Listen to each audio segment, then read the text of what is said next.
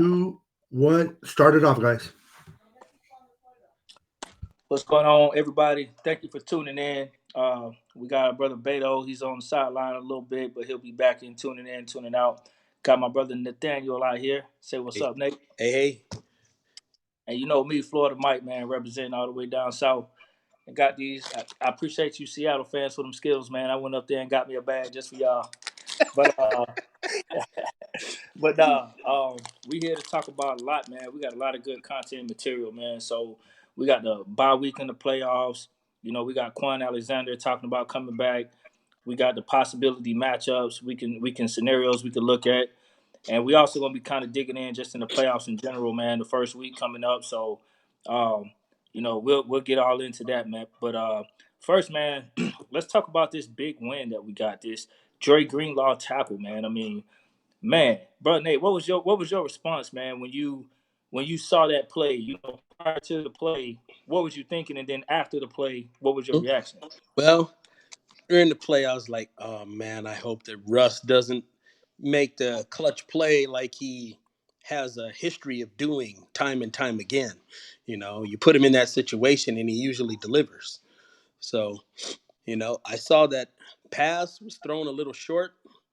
And initially, I didn't see the linebacker closing on him. I just saw the angle of the camera had it where I really couldn't see the defender. And as soon as he started leaning toward the goal line, he smacked him. But in real time, the very first time I saw it, the angle that I had, I wasn't sure if he scored or not. But when the referees were coming in, charging in from the sidelines, trying to mark the ball, it had him short of the line to game to get the end zone. Yeah, so I probably was one of the few people that actually wasn't nervous, and the reason being Yeah. is because I felt like we were going to make a play because we've had games where we've lost like that with Atlanta, at the last second, and we had a couple. The last time we played Seattle was the last second loss, different scenario on a field goal, but still came down to the wire. So I was like, we got to be due for one, man, and this is a huge game, so I believe we're gonna get a stop. And we came up big. You know, that fourth and inches that we stopped Marshawn kind of made me confident as well. So once we did it, I was like, man, the ironic situation was just like Yeah. the Atlanta Falcons game, except this time it went our way. Yeah. Well, once I actually saw the play the second time, I knew it wasn't even close. Yeah. The part of his body that was anywhere close to the goal line didn't have the ball. So I was Mhm. pretty confident they weren't going to do anything weird on that one. So I was sure that we had definitely won that game at that point. Yeah. Then some people were saying that they thought it might have been like a fumble, but at that point, I didn't really care. We No, won the it game. didn't matter. Either way, Exactly. he wasn't in the end zone with the ball, and that's the only thing that mattered. You know, wasn't gonna get him a new down or anything if he did fumble. If he fumbled, it was picked up by us. So yeah, Jimmy Ward Right. picked up the ball. Absolutely, right on, man. And man, big shout out to all the Niner faithful, man. We're down in that red, man, red and gold out there in Seattle. We saw you, man. So big shout out Yeah. to you guys out there supporting that team up there in hostile territory, man. Much love to the Niner faithful, man. Hello. Um, so yeah, man, let's get into this bye week, Nate. I mean, we're sitting here as the first seed NFC. We literally came down to the inches away from playing Philadelphia. Now we're sitting the top. What do you think in terms of? Mike, you're breaking up stuff. I'm breaking up. Can you hear me? I hear you now. Okay, Yeah. I'm not sure. Yeah, not sure what's going on. I'll start it over real quick. So we're sitting up top in the number one seed. We were inches away from being in the fifth seed, getting ready to play Philly. Now we're sitting with a bye week. What do you think? Is there any best worst case scenarios, or do you feel kind of like, hey man, bring it on? Whoever we play is who we play. Yeah, whoever we play is whoever we play. I'm not concerned with too much with who it is. It's more of, we get that bye week. We haven't had a bye week since week 4, Yeah, and true. that's a much needed bye week. we stand to get a few players back. You know, Tart. I'm trying to forget. I think there was a lineman we had coming back too, and potentially Alexander. Uh, so yeah, so we got a few people coming back, uh, and that should be a big help, especially with the issues that we having in the secondary. Oh, D Ford, of course, that's another one, Absolutely. uh, Right on. and that should really help us out on the defensive side. Um, as far as who we play, we only have the potential to play three different teams. Minnesota, obviously, being the number 6 seed, is uh, one of those. And then the two teams from the 4-5 matchup, which is Philadelphia and Seattle. So whatever is the bottom seed remaining is the one we'll get, and it will be one of those three. So, Yeah, and I prompted that because you know, I'm like you, man. I don't care who we play, bring them on anytime, anywhere. Let's get it. But we do have some fans who see it differently. Some fans are looking at favorable matchups. Some fans will feel more comfortable, playing one team over the other. So, in terms of favorable matchups, man, we have home field. That's my emphasis. I feel like we have home field. We're the favorite no matter what. yeah, We can beat anybody in our house. yeah. And if you really want to get down to it, of course, who's who's most familiar with us? Seattle. That's probably, if we're just talking about which would be the toughest matchup, it's probably them. Yeah. Absolutely. You know what's funny, man, is there's a lot of fans already kind of picking out the playoff bracket, like who we're going to play, anticipating us seeing Seattle again. Although that's highly likely. Hey, this is the playoffs, man. And we've seen instances where upsets happen. Nothing's impossible. Um, will Philadelphia beat Seattle? I'm not saying that at all, but I'm also not saying that it can't happen. But you just never know what can happen. Games are crazy. I believe Seattle beat them already up there in Philly in the season, I if don't I'm not mistaken. know if they played one another this year. I'm not sure. Yeah, I'm gonna double check. I believe that I was informed that they played early this year. I mean, I'm not a Seattle or Philly fan. I don't watch them, but that's something I'll check back on. But either way, I do think that Seattle is the favorite to win that game. But they have to go to Philadelphia. Although statistically Seattle has played better away, this is playoffs, and you Yeah. never know. But I tell you one thing, I'm not counting on. I'm not counting on the Vikings to beat the Saints. Again, anything can happen, but I'm not counting on that one. Philly and Seattle favor Seattle, but the New Orleans I feel has a bigger gap. I think New Orleans is just a better team, and I don't have any confidence in Kirk Cousins, so I anticipate Seattle to win that game. I mean, New Orleans. I'm sorry. Um. Yeah. Philadelphia played Seattle back in November, and Yeah, they beat them 17-9. It was 9. it Right, was the week before they played Minnesota. right, Yeah. right. Yeah, I remember hearing about them playing, Yeah. So but yeah, I don't really have much on whether or not we play one or the other, but I do think that our toughest matchup would definitely be Seattle, just based on the fact that they are most familiar with us. And every time we seem to play them, these games are close. hmm They go down to the wire. Last couple of games we played against them. Actually, the last three, if you want to go back to last year, that was a close game too. it was, it Yeah, was. and that familiarity seems to keep us around one another. Where going with Minnesota, I don't know if Minnesota can beat New Orleans in New Orleans, but I guess anything's possible. Uh, I'm just not too. I'm not too sure.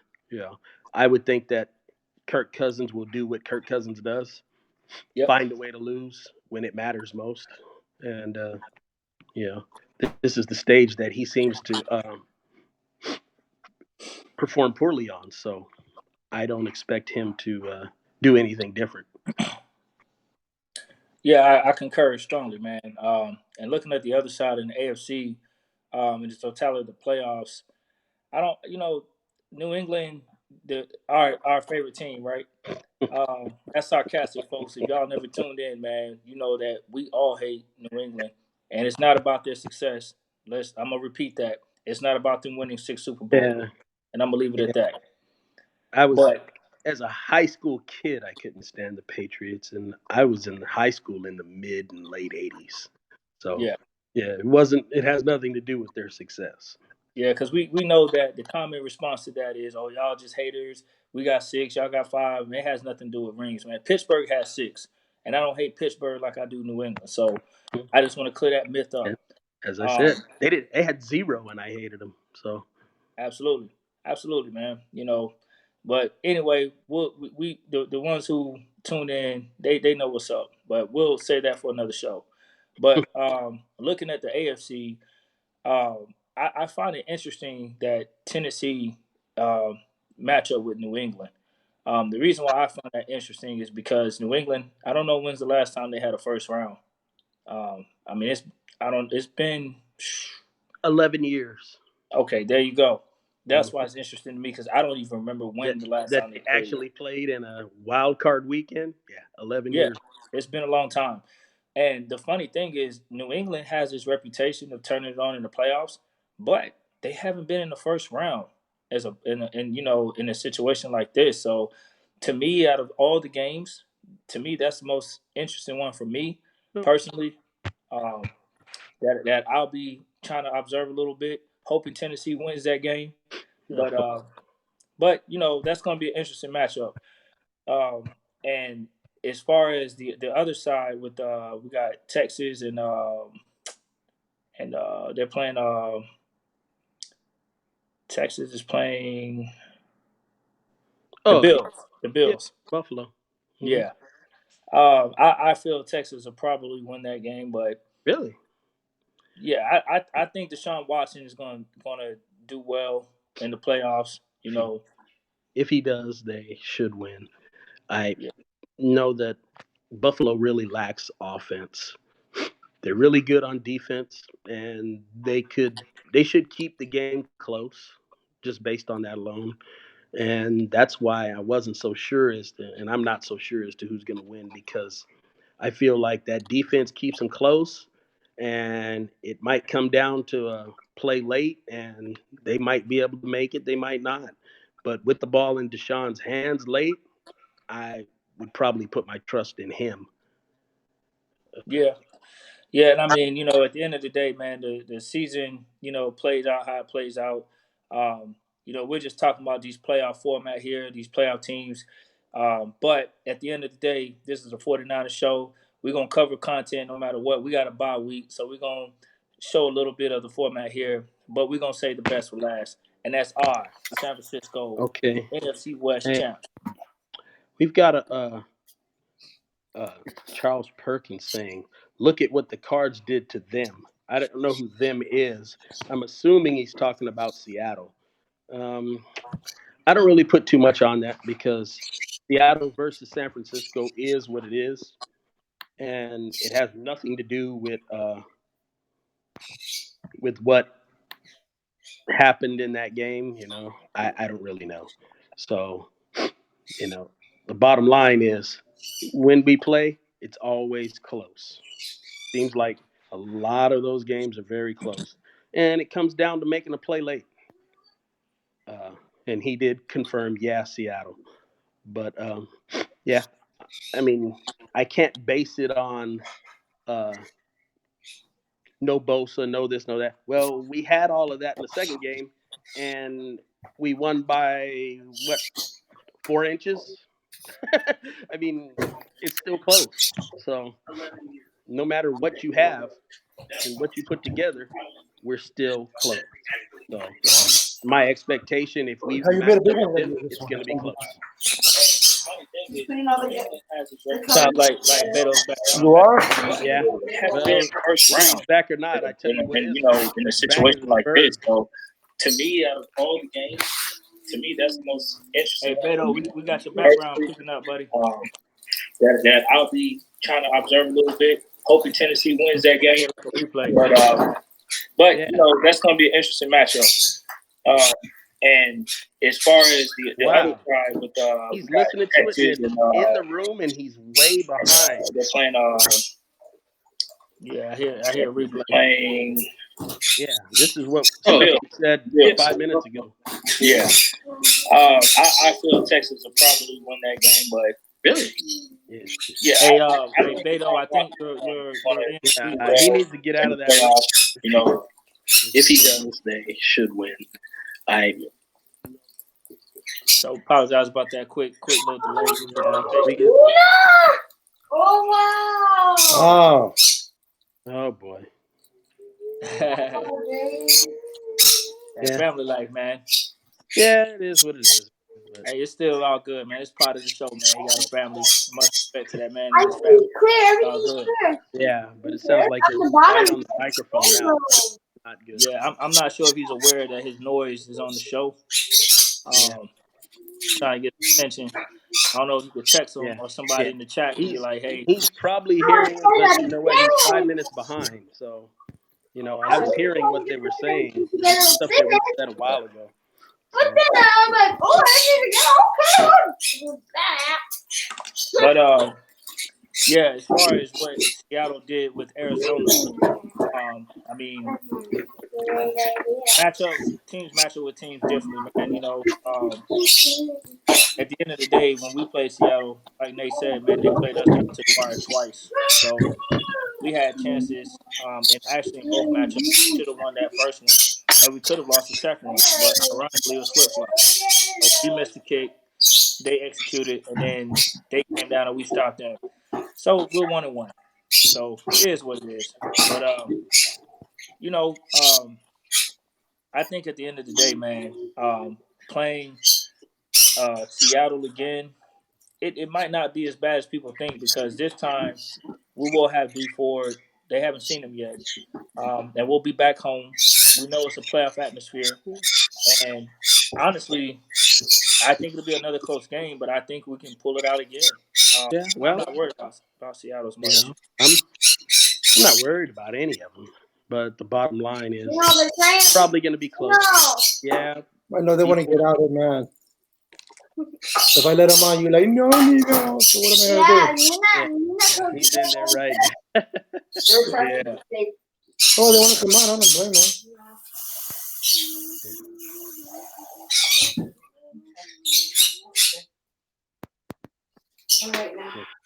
So, any event, yeah, what's going to happen in that is, yeah, Jadeveon Clowney's another thing. He wasn't healthy. He actually got hurt in the game that the first game against us, and they called the injury a sports hernia.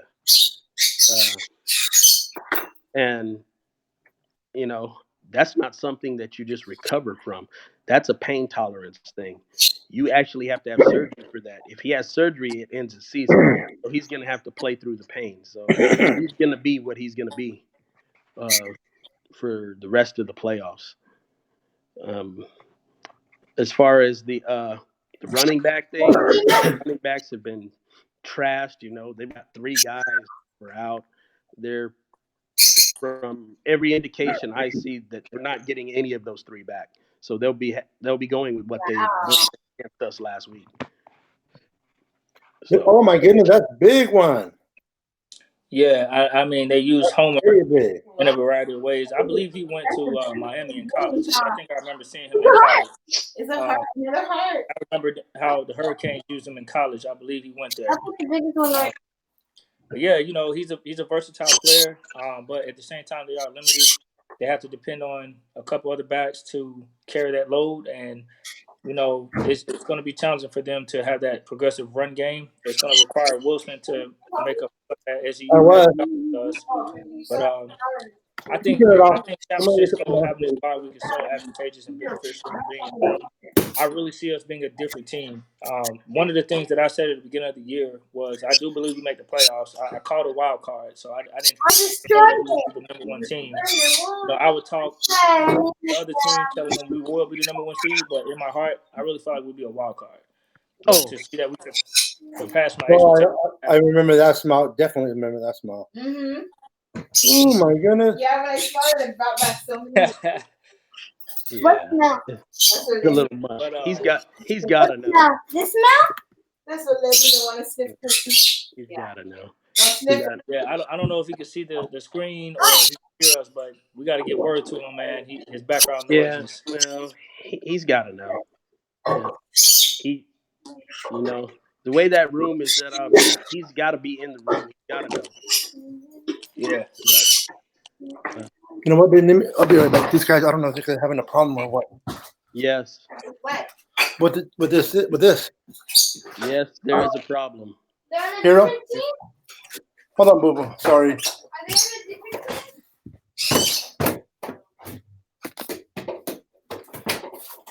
team? Is he there?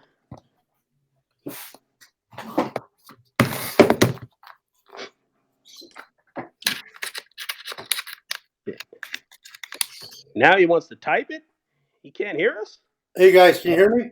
Yeah, we hear you. We hear everything over there. What's going on? I just jumped on because I heard you guys said there was an issue. Yeah, like little girls and you and everybody else in the background. Oh my God, you guys can hear that? It was louder than we were. Oh, okay. Well, that's not gonna work. Sorry. It's all good, man. I didn't have a mic. The show loves family, man. See, we got family values. It's all great, bro. No, I know, but so you guys can. Oh shit. Okay. We like TGIF, man. Family. I'm gonna mute it. I'll leave my laptop in my office. I took it so I can pick up. I brought it with me so I can click on the people's comments so you guys can read. I didn't realize I took it right in the middle of all the attention in my living room. I didn't realize you guys can hear it. Yeah, we heard everything. All right, do me a favor. I'm gonna mute my laptop and take it back out. If you guys can't hear nothing, let me know and then I keep it out that way. If not, then I'm gonna have to leave it in here. Okay. I just want to get the people engaged because you guys can't. If I don't bring it up, you guys can't read the comments. That's true. No, we can't. I'm gonna have to figure this. Okay, so go ahead and continue the show. I apologize everyone for technical difficulties on my part. With that, I will step out. I'm going to leave this question to you guys so you guys can talk about this question while I step out. I just read the Niners signed Derek Kindred to the roster. I don't know too much about that. I haven't got a chance to read it. Is that a good signing? No, not a good signing. Will he play this year? No play? Yeah, he's not going to play. Okay. Yeah. Okay. Yeah. All right. Let's hope not anyway. If he does, we're in trouble. That bad? Well, he's kind of an unknown, and he's not had a lot of history as a good ball player. So at least not on the NFL level. So Thank you, Charles. Sorry. Charles, don't forget the bird. Oh yeah, well, the bird kind of just comes with the territory with everybody else. So. I apologize to everyone. I did not know you guys can hear that. I'm just happening to look at the laptop and I heard you guys kind of like look like puzzles. And I'm like, I'm like, you know what? I'm gonna step into the room real quick and find out what's going on. So, all right, I'm gonna mute it. I'll let you guys back to the show. Once again, guys, I apologize for the issues. We're back at it. All right. Yeah, I think I appreciate the fans staying with us too, man. Sticking around like Nine Faithful always do, man. We're gonna get through the noise. It's all good. Yeah, Christian Carver back with us. What's up, Christian? Yeah, we heard you were asking about the show.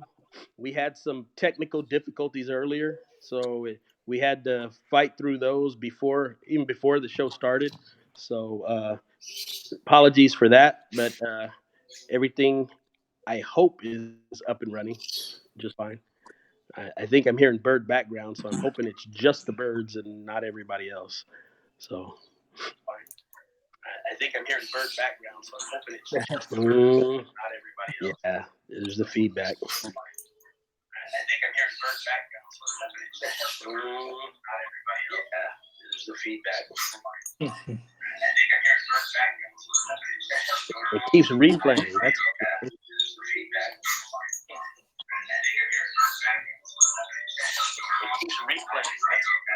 Wow.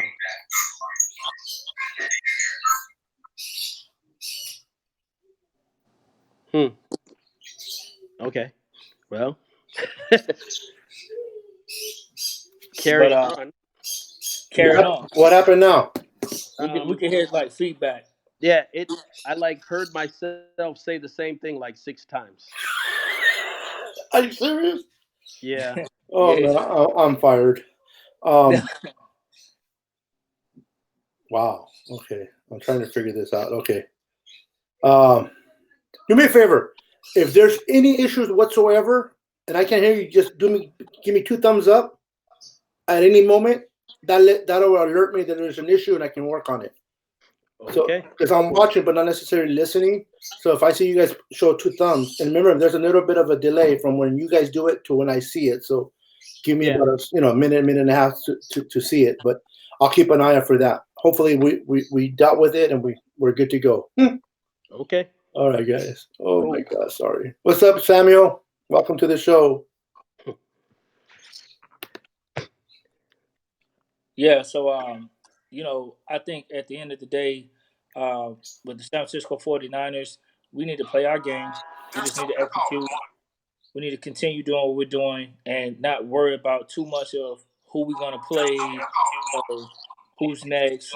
It's cool to talk about it from a fan perspective, but who's next? Yeah, here we go. Yeah, this thing with him being in there and having it in there is not gonna work. But yeah. Maybe it stopped with the feedback. All right, I surrender. Okay. I surrender. I'm sorry. Okay, you know what? I'm gonna leave my laptop, guys. For everyone that's listening, I do apologize for tonight.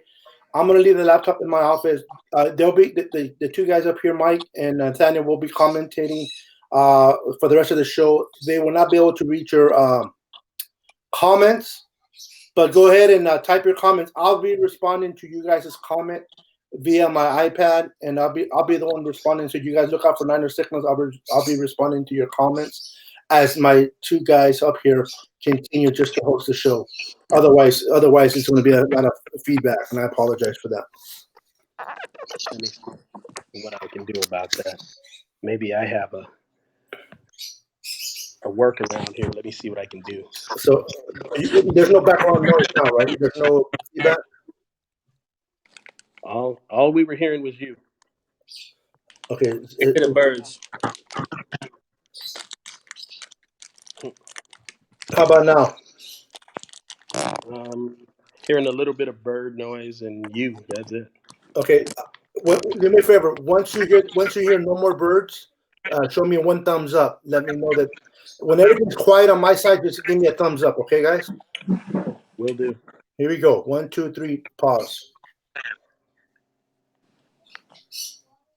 Oh, I'm hearing birds.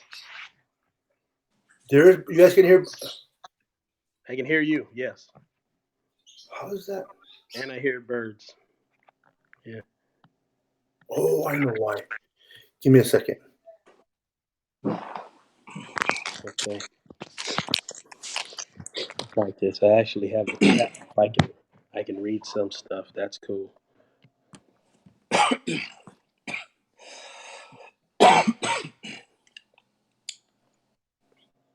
Kind of silence now. Yeah. I think that's good. Yeah. I'm hearing nothing. I guess we'll carry it on. All right. So, yeah, guys, we apologize about the technical difficulties, man. But we still gonna stay faithful. We still gonna carry on with the show. We're gonna get through it no matter what. So we appreciate you standing with us. If we can't see your comments, man, I can. We see a couple comments coming up. Actually, I can. I can see him. We see, and big shout out to everyone chiming in, man. We appreciate you guys a lot. We're doing this for y'all. We holding down for the Niner fans in the streets, man. So we give a platform to everybody, man. Thank you for giving us some love out here. Yeah, it is going to be a tough road in the playoff. It doesn't get any easier. Like Richard Sherman said, this is a brand new season. So um, let's see, we got Ortiz. We need to play accordingly. Play Juice more for blocking for Jimmy G. I think he's been doing that job pretty solid. You can see the difference when he's not in versus when he's in there, and um, you know that's the big key right there. Is Juice blocking. Juice caught that on that wheel route. He caught that big pass too. He can Shoot. be effective Bro, out it in the wasn't. pass It on the wasn't receiver. even a wheel. It was a He was in the slot. Yeah, Yeah. so uh, you know we could we could definitely utilize Juice in so many ways. Nate, I see. I'll let you handle that one. What's that? Christian Christian says he hopes the Pats have technical difficulties as a team on Saturday. Yeah, I'm with you on that, man. Yeah, Agree, Christian. I'm Well, eloquently always. stated, man. I always want the Patriots to have technical difficulties. Yeah, Yeah. man. Yeah. Yeah, so I think with San Francisco, what we need to focus on, just we need to figure out the second half adjustments. We'll go up against Seattle the last couple of times we played them. We go up pretty good in the first half by halftime. Then second half, it's like Russell Wilson just turns up the juice a little bit. We got to figure out a way to minimize them the entire game, 4 complete quarters. Russell Wilson's going to make plays. Yeah. There's no stopping him, but we got to figure out a way to where we're not making it so easy for them to score. Like they went from the first half of being shut out to scoring whenever they touch the ball. They were about to score every time. They moved the ball well. We got to figure out, man. And I don't know, man. It's almost like we've been saying the last couple of weeks of jamming receivers, but I don't know, man. What else? I mean, Metcalf has some size. He seems to out physical some of our DBs, and Russell Wilson does what he always does. So I don't know, man, what we can do. Well, there was a clear uh, thing that we could do, and we were able to once they were throwing the ball, trying to throw the ball a little more downfield, they had difficulty. They shortened things up. We could tighten up on them. That would help. Getting more uh, secondary players back, specifically Tart will help with that because he's better in coverage than our backup. I'm trying to remember his name. 36.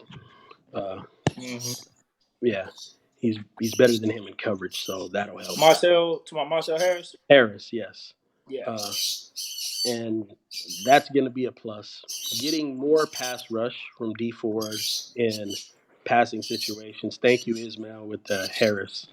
Uh, that we will be able to also, maybe put up the heat a little bit on Russ. It'll be imperative not to make mistakes and not just saying turnovers. When I mean mistakes, I mean like when we're calling plays and you've got 3 minutes left in the game and you're having incomplete passes and it's a 8-yard pass, 10-yard pass, that gives them the opportunity to score again.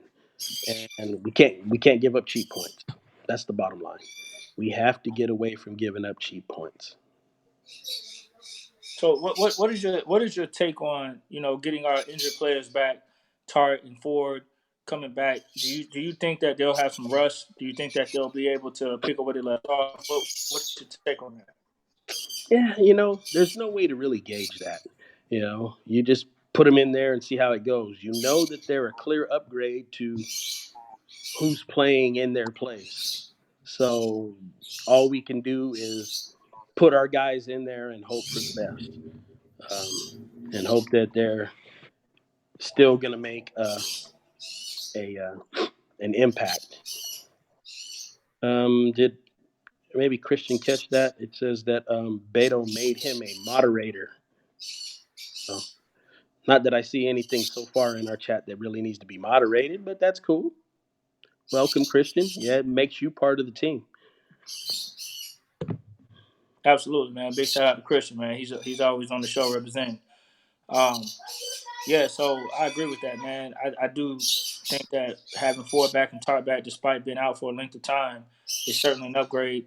And the fact is that if they're able to, stay fit, if they're able to work out a little bit, if they're able to do something, watch the games, anything that they're doing while they're not physically playing in those games and they're healing, I believe that they'll be all right. They have enough juice to go to give us what we need for production. Yeah. And that's all you got to do. They don't have to be elite and great. They just have to get the job done, and that's what we need. So I'd rather have them than not.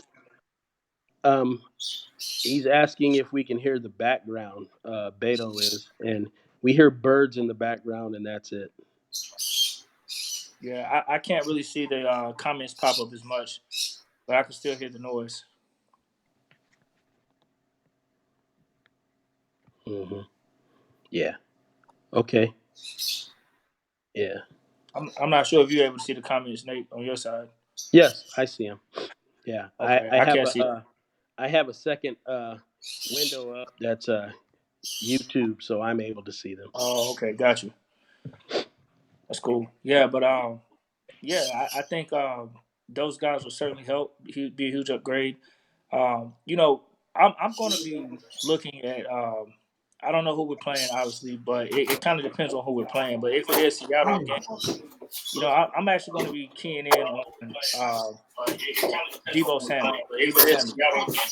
I think Deebo is a huge contributor in the both times we played Seattle, and I really think that in this playoff game, it's going to be interesting to see how Ricky responds in this huge height of a game. But I think Deebo is built for this moment. I think he's ready to go.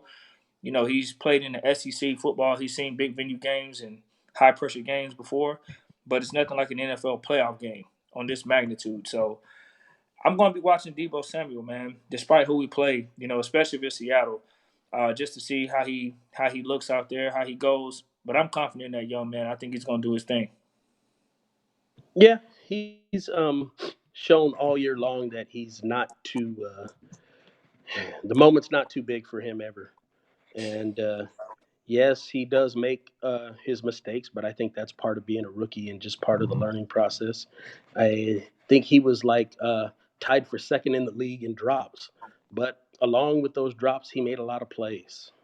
So Absolutely. I can take some of the good with the bad. No, I do not hear the birds anymore. I did for a brief moment there, but now they're gone. I'm responding to Beto. Also, Christian asking, how can someone be a guest on the show? Oh, we actually can have 4 people on this show at a time. So that's something that we coordinate between the 3 of us. Beto actually runs the show from his place. So you get with Beto. Christian, we would be happy to have you on. Absolutely, man. So just reach out to Beto, man. We're all Niner faithful, Niner family here. Me and Nate been holding this show down day one, and Christian been rocking with us as well. So we're certainly glad to have a couple more Niner fans on this platform. But we're gonna hold it down, man. Some nights, some people might not be able to attend, but we're gonna be here every Friday for sure. And we're gonna hold it down. We're gonna be here consistently, man. And like I said, we're speaking for the people. Giving the people a voice, addressing issues from a people's perspective, man. As a real fan, without a script, without a card, without commercials. So if you want to watch that, you can go watch ESPN. On here, we're gonna give it to you real raw and uncut.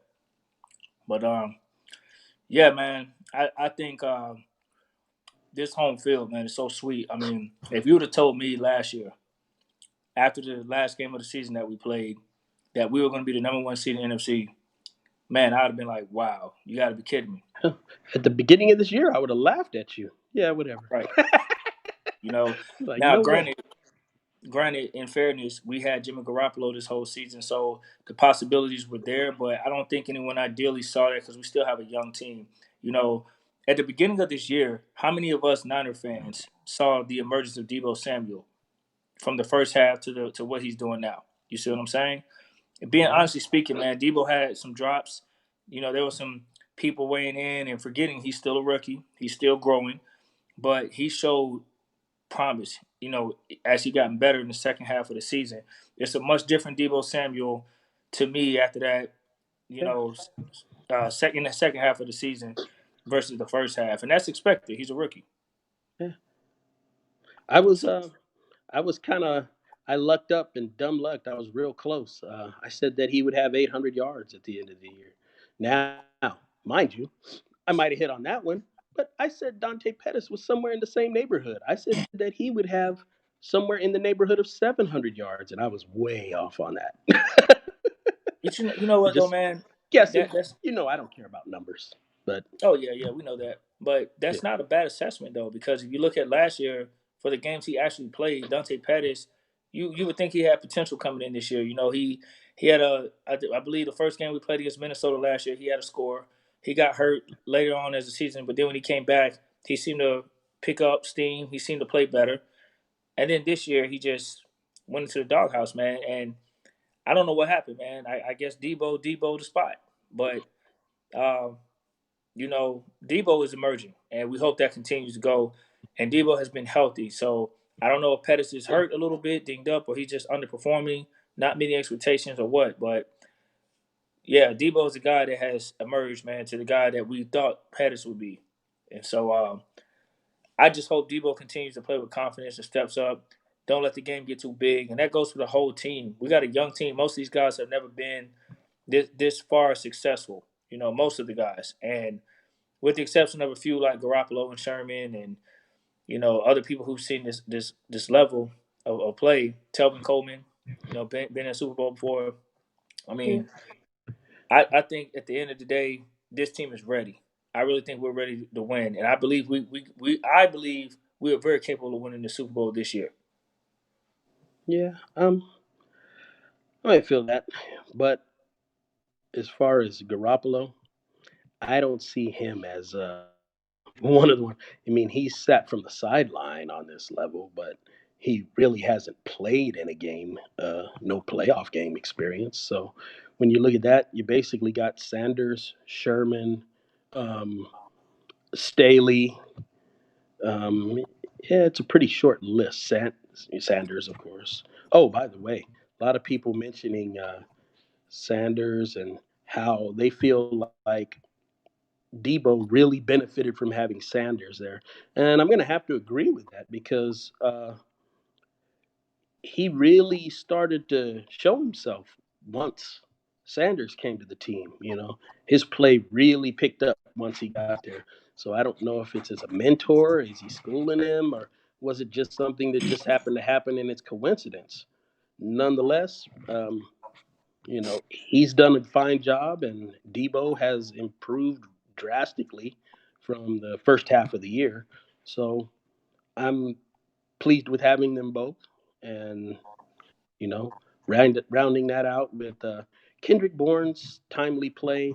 Uh, not as big, but he does come through a lot in big situations, and you know, round that up with Kittle and with sprinkle it with a little bit of use check every now and then. I like our weapons all around. Yeah, agreed.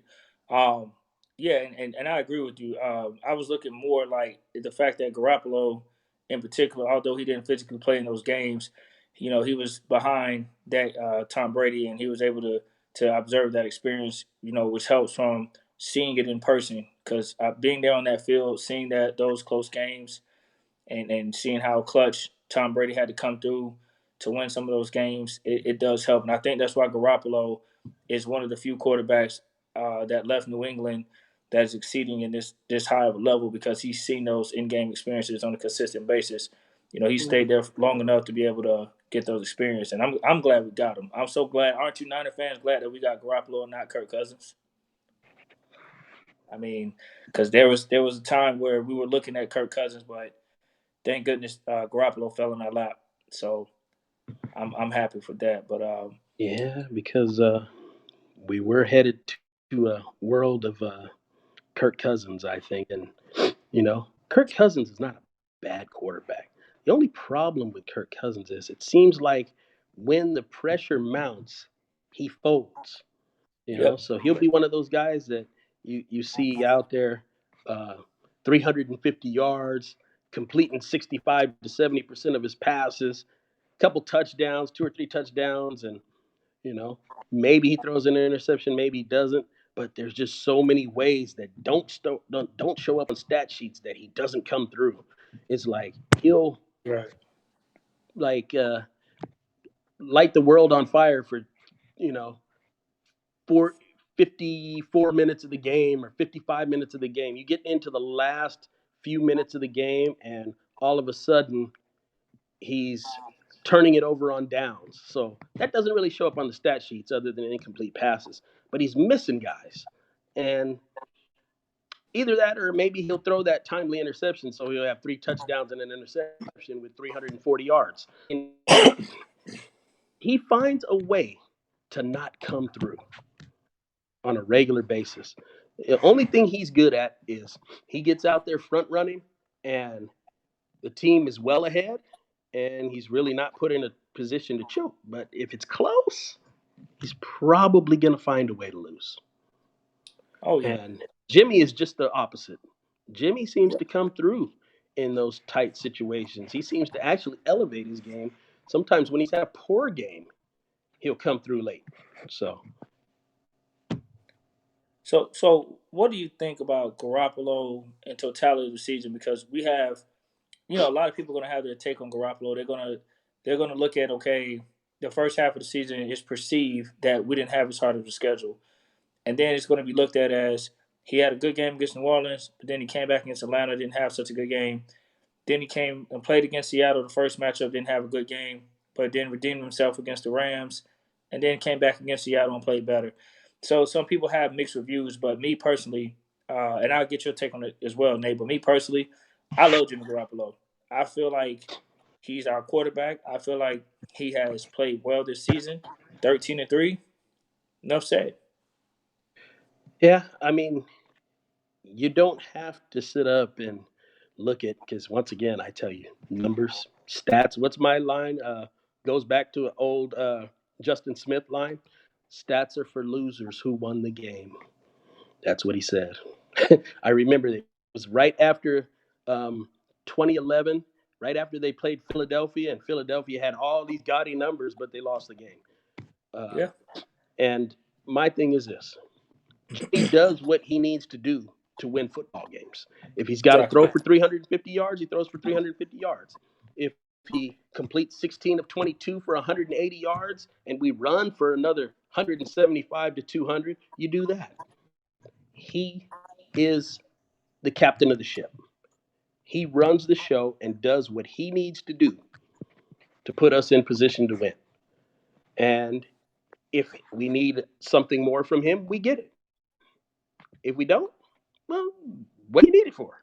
You know, I don't need a guy that's just gonna, you know, fire off for 400 yards, win, lose, or draw. Are we winning? And you know what? A lot of those games late in the season, he had to come through. And if he didn't come through, we'd have lost most of them. And a lot of times in the ones we did lose, it was the defense that got it put on them, maybe because of some offensive error, whether it was play calling, but it all comes down to the guy had 16 weeks and he came through in 13 of those 16 weeks. And 13-3 is rare air. You know, it's not easy to get 13 wins in the NFL, even though we got 3 teams in the NFC that did it. But it's not the norm. You're not going to have a bunch of teams like that. So, yeah. I think Jimmy Garoppolo is a very good quarterback. I think he's only going to get better. I think that some of his youthful errors, like he holds onto the ball too long, too often. I mean, the kind of quarterback he is, he's going to hold the ball. You're going to have to take some bad with the good because he will hold on to the ball trying to make a play. But there's going to be times where he's going to know, yeah, this isn't the time for that, and get rid of the ball more often as he develops and he grows as a quarterback. So right now, I love what we have, and I think he's only going to get better. Agreed. Speaking of that 13-3, I believe I heard some earlier today that the last time we were 13-3, we won the Super Bowl in Miami. I don't know how true that is, but No, that's not true. The okay. last time we were 13-3 was actually 2011 under Jim Harbaugh, and we only got as far as the NFC Championship. The last time a third-year coach was 13-3 was Bill Walsh after having 2 losing seasons.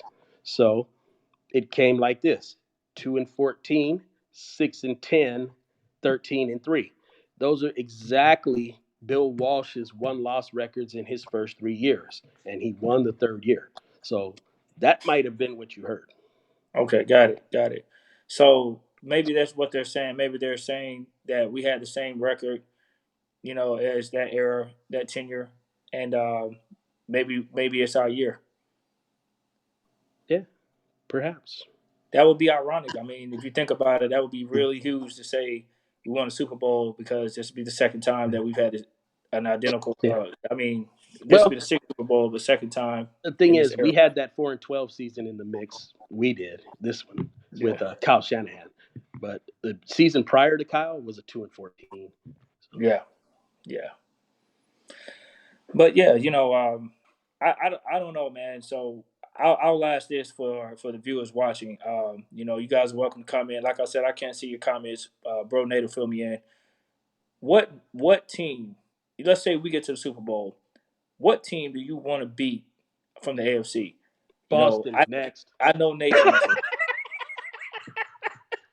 I already know. Nate, you're excluded from this one. We the public hears you. We know you are the Boston. I'm gonna be honest. I'm torn. There's 50%. So hear me out. One half of me wants to see us beat the Ravens for the revenge factor, because you know what happened last time we played them. I want to beat them for that reason.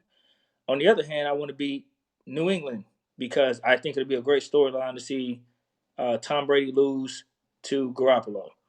So either way, I'd be happy. If we win, I could care less who it can be. Any one of those 6 teams over there right now, and I'm fine with it. But if I had any personal interest in any of them, Boston, no question. Of course, Boston. Of course. And that's the original question. If you had a personal team that you want to beat, who would it be? I'm torn between 2. I can't say one. So I don't. I would like to hear from the fans on YouTube. Yeah. If you had a team to beat in the AFC, if you had to have just one team, who would it be? Yeah, Christian, Beto, Ismail. Come on. Yeah, I'm putting it because we get questions. Would you like to beat most? Yeah, we get questions, so I'm flipping the script. I'm putting questions on you guys, and that's the beauty of this show. We don't know what direction it's going to go. We're not predictable. We don't talk off heart. Ishmael says, "I want to see Sherm pick off Brady." I could dig that. Yeah. It'll be revenge for him too from that loss in Seattle that he had. So to beat Brady would mean a lot for him. Yeah, and Christian had to throw a shot at the Philadelphia Eagles and say, he said, in both AFC and NFC, 6 teams made the playoffs in both conferences. And he said 5 of them had 10 wins or more. So that's a shot at both Tennessee and the Philadelphia Eagles. That's true. Yeah. That's true. Yeah, I mean, with that format the NFL has, unfortunately, the division winner will be valued over a team with a better record. That's a wild card. So it's crazy, but that's just how it is. They get home field over Seattle, who Seattle obviously had a much better season than Philadelphia, but that's the rules. That's the format. So it sounds like so far we seen that the Pats are the favorable team that most 49er fans on this show, on this channel, would prefer to beat. Okay. So now Beto's asking for playoff predictions for this weekend's games. Okay, well, let's start in the NFC. New Orleans and Minnesota. What do you think? I'm gonna go with New Orleans. I'm going to have to agree with you there. I just can't go with Kirk Cousins, even though I think that is a damn good team. But he's the X factor. He's the one that he's not going to do enough. He's going to come up short somehow. Okay, I, I, moving. I think New Orleans at home is just better. I don't see them losing at home. If this were on the road for some reason, the chances of Minnesota would go up. But I just Yeah, think New Orleans is a better team. yeah, maybe a little bit of that get back factor for that lucky play a couple of years ago too. They might Yeah, they might have that on their minds. absolutely. Uh, And no, Ismail, we will not play New Orleans under any circumstances in the divisional round. We would play if Minnesota won, but we will not play New Orleans. Um, okay, moving along. Seattle versus Philadelphia. I go with Seattle. I think Russell Wilson is just. I mean, Seattle already beat them, even though this is playoffs. I just think Russell Wilson is too much for Philadelphia. And if I'm not mistaken, Philadelphia doesn't have Ertz available. I think he's out. They have a lot of injuries.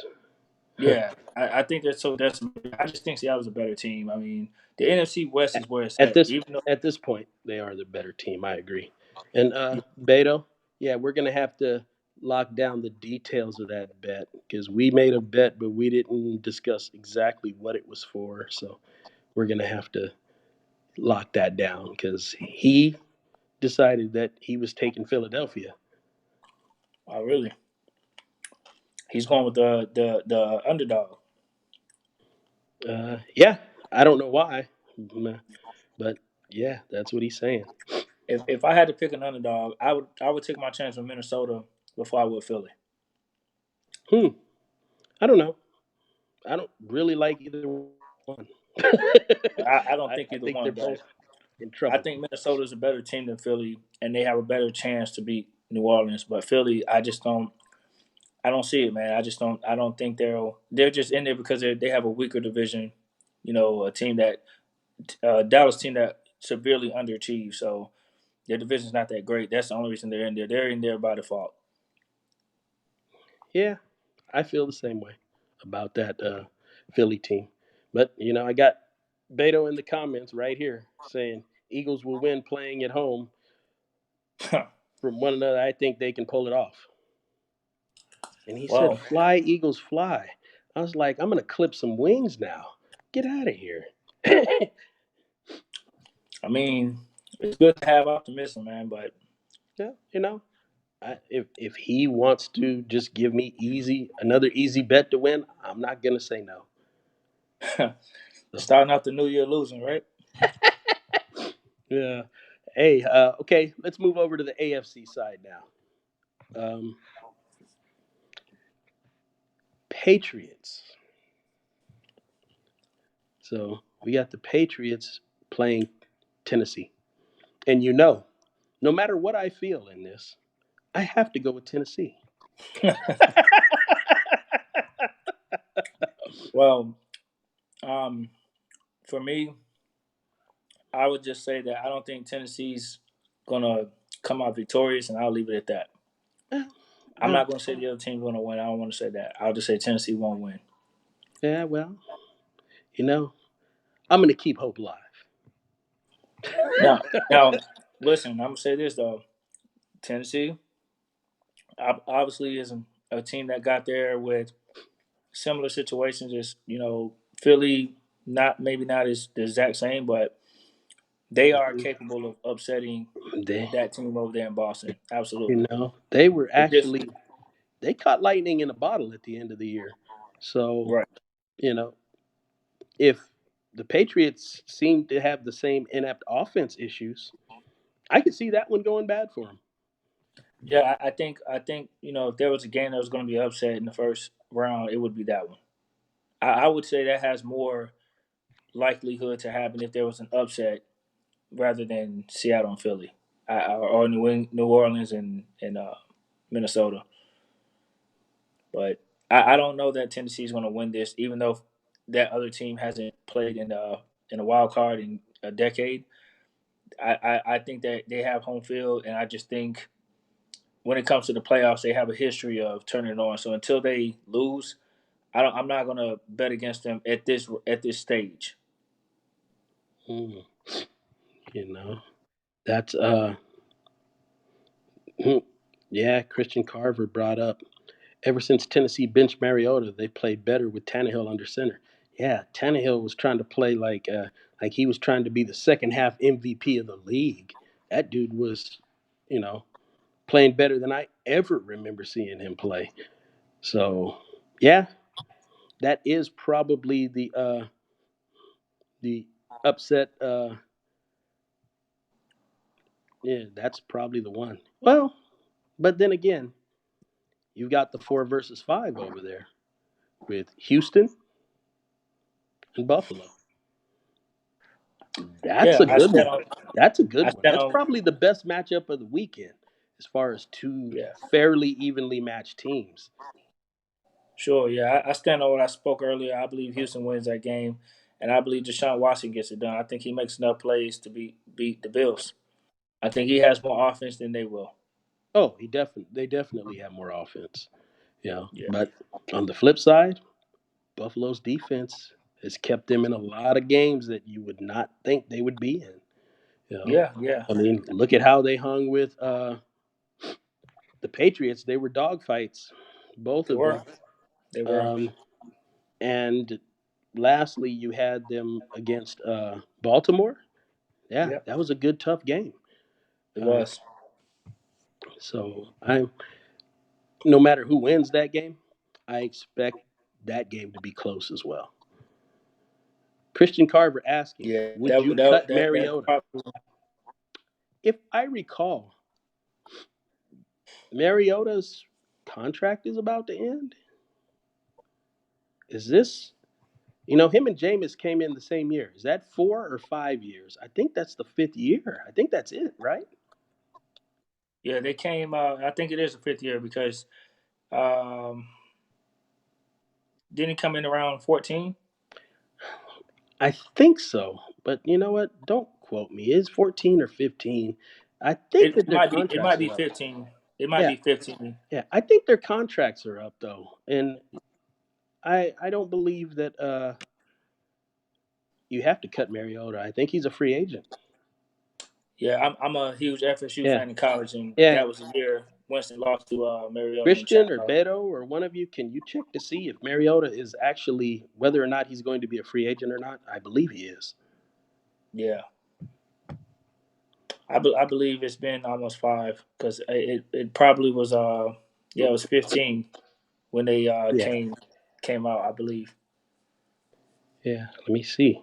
Eagles, Patriots, Saints, Bills. Niner sickness, you're fired.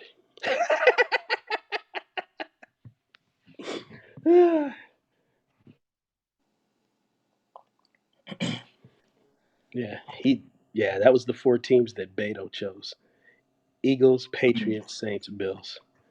You you were fired and you know why. The 4 teams he chose for. Yeah, for this weekend. Yeah. Mm, No. I'm okay with all of them except the except that one. that Boston one. Yeah. Get rid Man. of that one. Yeah, so for those of you watching or just now tuning in, make sure you understand Nate is titled as the Boston hater. Yeah, something like that. So don't come on here representing or saying any accolades good about New England because you will get some drawback from bro Nate. Warning, you You have know, been warned. we do have a moderator now. I'm gonna have to get him to you know behave as anti-Boston as Okay, Man, he is on his 5th year. yeah. So does that mean that the 5th year is coming, Beto, or is it that this is the 5th year and he's done? hmm Yeah, because I know they've had a lot of talk about Winston, and the things that I'm hearing about Winston leads me to believe that this is it. This is year number 5. It's got to be, man. I mean, Winston has thrown interception after interception, man. He's at a Yeah. point where you know what you got now. They got to move on. Well, I don't think they're going to move on yet. Yeah, maybe you're right. I mean, it is Tampa Bay, so Yeah. they're the same. Well, this is what you got to look at. If you watched I watched a handful of Tampa Bay games this year, and what I'm seeing is Winston lights it up, but he also turns the ball over a lot. He's the first quarterback in the history of the NFL to throw for 30 touchdown passes and 30 interceptions in the same season. Oh wow, I didn't know Yeah. that. His two of his receivers were definitely top 5 in the NFL in yards. So he's putting it up. I mean, it's just that it's all or nothing with him. It's like big time points, big time interceptions.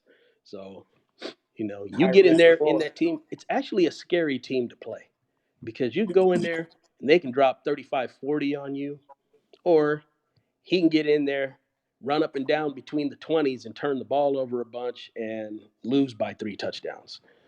So it's just, you never know. And, like the Rams.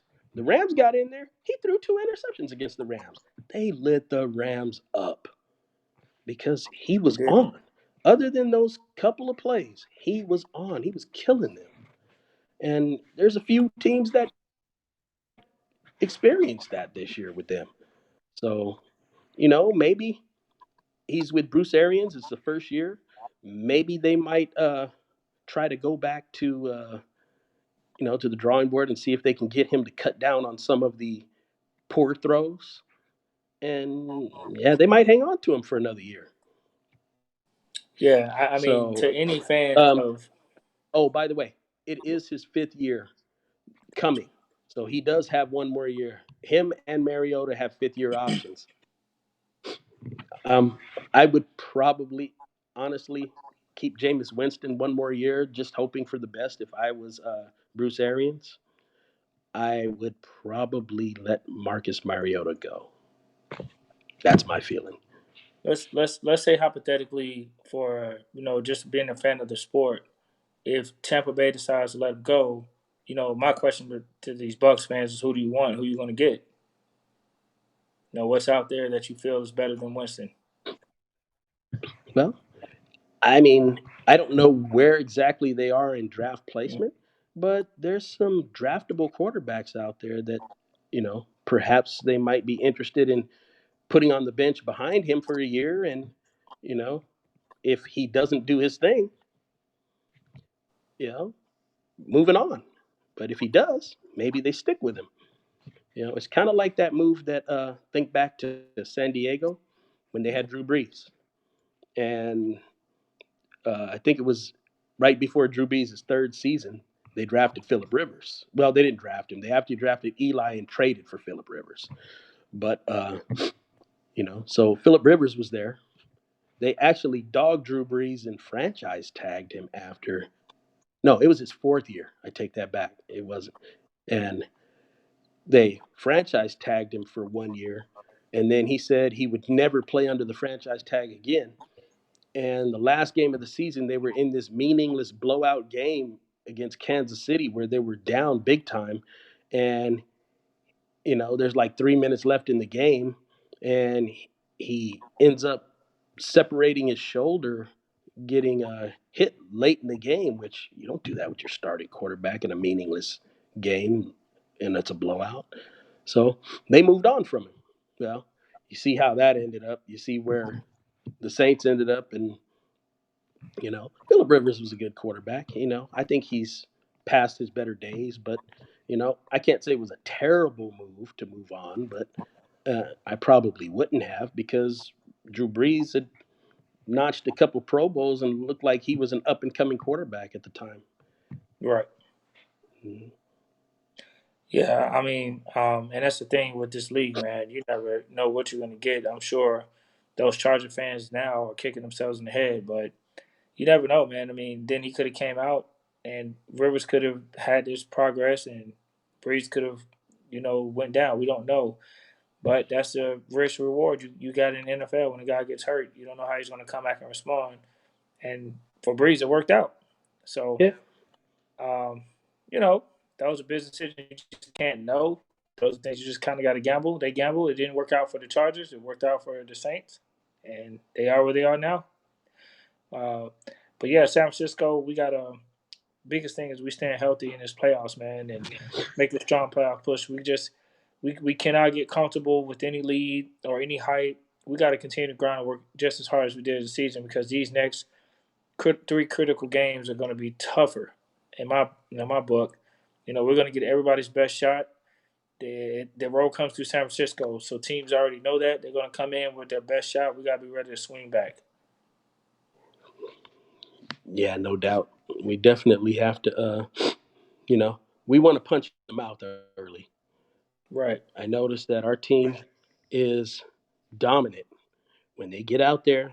We establish ourselves early, you know, get some early 3-and-outs, get some points on the board, get up a couple of scores. A lot of times we're really tough to handle. It starts going backwards fast. Yeah. Let me ask you a question, bro Nate. So, are you concerned about any of these coaching vacancies around the league where they're trying to pluck some of our coaches? Do you see any of our coaches potentially leaving, getting a head coaching job next season? If so, what coach would you not want to go? Or which coach, is there any coaches you feel like can be replaced? Yeah, Robert Sala. Bye. It, bye? Bye. Let them go? Bye. So for the fans, Nate, can you elaborate on? Now we have, was it Mike LaFleur or one of our offensive guys that are being looked at for an interview? You just to confirm before we get back to Robert Sala, you want to keep him around? I don't. You mean LaFleur? Keep LaFleur Yeah, around? yeah, Sure, but you know what? There is the inherent risk that LaFleur might go with Salah. I don't know that, but you know, uh, you hear a lot of that talk from people that are close to the 49ers that that's a possibility. Um, I would want to keep LaFleur around, of course, but he's also getting interviews for head coaching positions. yeah. So, I don't know that he's going to get the opportunity. I think that a lot of teams are looking at him as not a true offensive coordinator. And, you know, so they're giving him interviews, but I don't know if they'd really give him that credit just yet, you know. Do you Um, think that's because he's in the shadow of Kyle Shanahan, and Kyle Shanahan is credited with the play calling, and he's just kind of like well, but he coordinates it all. And, coordinates it all? Kyle really explained it in detail how that works. He says, "Yeah, you get these bunches of plays. They go through the film as well as I do, and he comes up with these, with the plays, the way that we lay them out, and we're setting this team up for this because this is what they do best. And he's looking at ways to take advantage of the other team's weaknesses. It's like what they do. It's like, okay, they over pursue right this, so we're gonna run this run action this way, and then we're gonna run boot action off of that run action that they're expecting to happen because they have to overcommit to us to stop our running game. And he'll set that up.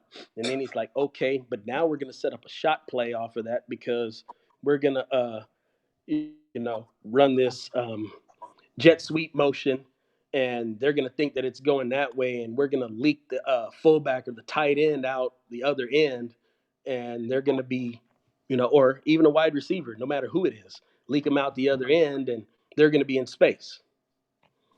So, Yeah. Yeah, He says that he sets up a lot of that stuff. right. But before I touch back on Salah, I'm gonna get back to him. Going with Mike LaFleur, I understand guys wanting to ascend. You know, it's like in a job, an employee jobs world where you're applying for a job, you get better pay, it looks good. But man, the thing is, how many coordinators are always at risk of being fired when they take these jobs? I mean, granted, Kyle Shanahan. The ratio. Kyle Shanahan, and a couple other guys were coordinators and they came into head coaching and they're doing well. But what are the ratio of guys who, help game plan or coordinators or whatnot, and then they go out and get head coaching jobs and they don't do so successful? Is the ratio higher that they fail and be, Of course. you know, Of course. It's the NFL. The right? ratio of failure to success is always higher than, Correct. you know. And that's my point. And I prompted that question because I want to, from my perspective, I know how I feel, but I'm talking to fans, and if they don't understand how I feel, I'm putting those facts out there because I want to show some depth and support to what I'm saying. So I'm saying, from a fan perspective, I'm only speaking as a fan, not in the mindset of Mike LaFleur. If you understand that your team is poised for greatness, you have weapons, you have a young team that's going to be the core should be together for a while. I don't understand why would you want to risk going to a job like the Browns or whoever's out there and then have that struggle to rebuild, and then you might fail since the ratio shows that statistically people fail more so than not, and just not Oh, keep building, keep winning. you want the answer to that? Yeah, I want Okay. the answer to that. Let me give you this scenario. Mike, you're a coordinator. It doesn't matter, defense, offense, whatever you prefer. Mm-hmm. Okay. Now, and you're a young hotshot, you know, and this is what happens. You're making, I don't know, let's say you're making 600,000 as a coordinator. All right, you get offered a head coaching job, 5 years, $18 million. Mm-hmm. Are you turning that down? In this situation, if you're asking me, yeah, I would. Now, I wouldn't, and I'm going to tell you why. Because this is what I get to do. I get to go on, become a head coach, and I'm going to do my damnedest to be a successful one. If I fail at it, this is what happens. I'm a hotshot coordinator. I get fired 2 years in or whatever, and I make 3 years, 18 million to go back somewhere else and do what? Become a coordinator, which I know I do well. So why would I turn down the money, first of all? Because I'm going to get it anyway. It's not like being a player where it's like, you know, only 30% of this is guaranteed or 60% of it's guaranteed. No, when you sign that thing, if they fire you, even if you don't coach another day in your life, you get all of that money. So because of this, and a lot of people's desire, and I would desire, if I was a coordinator, I would desire to be a head coach. I want to run the show. I want to do this. So I would try it. Just because I'm given the opportunity, I might not get that opportunity again. I know I can be a coordinator. As good as I've done as a coordinator, I'll be back in that job if it doesn't work. But I'm gonna give it a shot. And that's me. Yeah, no doubt. I mean, most people probably feel the way you do. You know, me, I stand in the minority most of the time, and for me personally, I feel like happiness is key. At the end of the day, being a head coach is a different type of task. It's not saying that it can't be done. You know, it's not saying that people won't be successful, but when you're a first time head coach and you don't have that experience, and you're hoping that your experience as a coordinator transitions over to a coach, it's a different ball game. And for me, I feel like if you already have success, you built the team. I like the fact that I know I have stability. I like the fact that I know what I have, and I like to be comfortable with what I have in this situation. You know, I'm just speaking on me. With the 49ers, I mean, I see this team having longevity success if they keep going the way they're going with the business formula that they have. So why start over? And even though you can get a job as a coordinator again, there's no guarantee that you get a job at a team like San Francisco caliber. You know, Oh yes, at some point you will. yeah, but I I like let mean, me let me give you an example. You speak of the name Shanahan. Let me put that one back on you. Mike Shanahan left the San Francisco 49ers to be the head coach of the Oakland Raiders, right? Or Los Angeles Raiders, sorry. And he was fired. He did a terrible job. Yeah. He came back to being offensive coordinator of the San Francisco 49ers in, in that 94 Super Bowl. Your offensive coordinator for the second time was Mike Shanahan. Now, not to say that he ended up there, but if you're a good coordinator, you're going to land a good job at some point. That's just the way it is.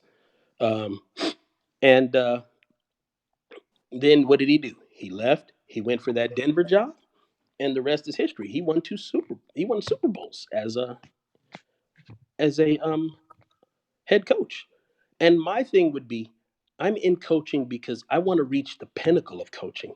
I don't want to just be the coordinator and be the guy next to the guy. That's cool when I'm coming up. But my thing is to reach the top. I'm not in it just to be a coordinator.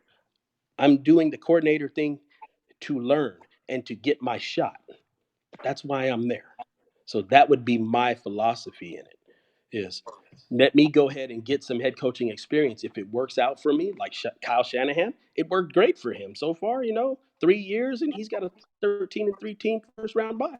Not a bad show, but it doesn't work that way for everybody. Some people have to take multiple cracks at it. Pete Carroll's another one. Look at what he did. He was a defensive coordinator, came back to the 49ers as a defensive coordinator after failing as a head coach. Now look at it. So sometimes it takes that second go round, but don't pass up the first one if that's what you want to do. That's my take on it. That's the way I look at it. We got a question here. The question is, who is a good replacement for Salah? Too soon to tell. We don't know who's available. And at this point in time, there are going to be many more people available than there is right now. Right now, I don't really see anybody that would be, unless it was from within, I don't really see anybody out there.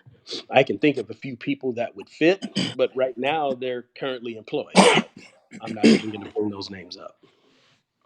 Yeah, that was actually going to be the next topic I was going to reference. So speaking of while we're talking about Salah right now, if he does indeed get a head coaching job elsewhere, um, you know, what made your so we saw the little hesitation you asked on the floor a little bit, but you respect the fact, obviously, with your stance and the way you view it, that he can go out and get a head coaching job, come back and still have success in the league. So Mhm. what about Salah? What makes you kind of more like, for the fans, because I kind of have an idea knowing you personally, but for the fans watching, what would you like to elaborate on, and why you're quick to be like, hey, goodbye? I don't think he's that good a coordinator. Yeah, I can you elaborate a little bit more on like why you feel like, what makes you feel that way? I feel like he doesn't make adjustments very well. He doesn't try um, to neutralize what other teams do. Um, I saw where all of a sudden this year there was a lot of different things with run fits that the run game coordinator would fix. I saw things that the pass rush coordinator would fix. But you know what? Something about our secondary just they don't fix things like you would think they would. And we have enough talent back there to where we can do things differently.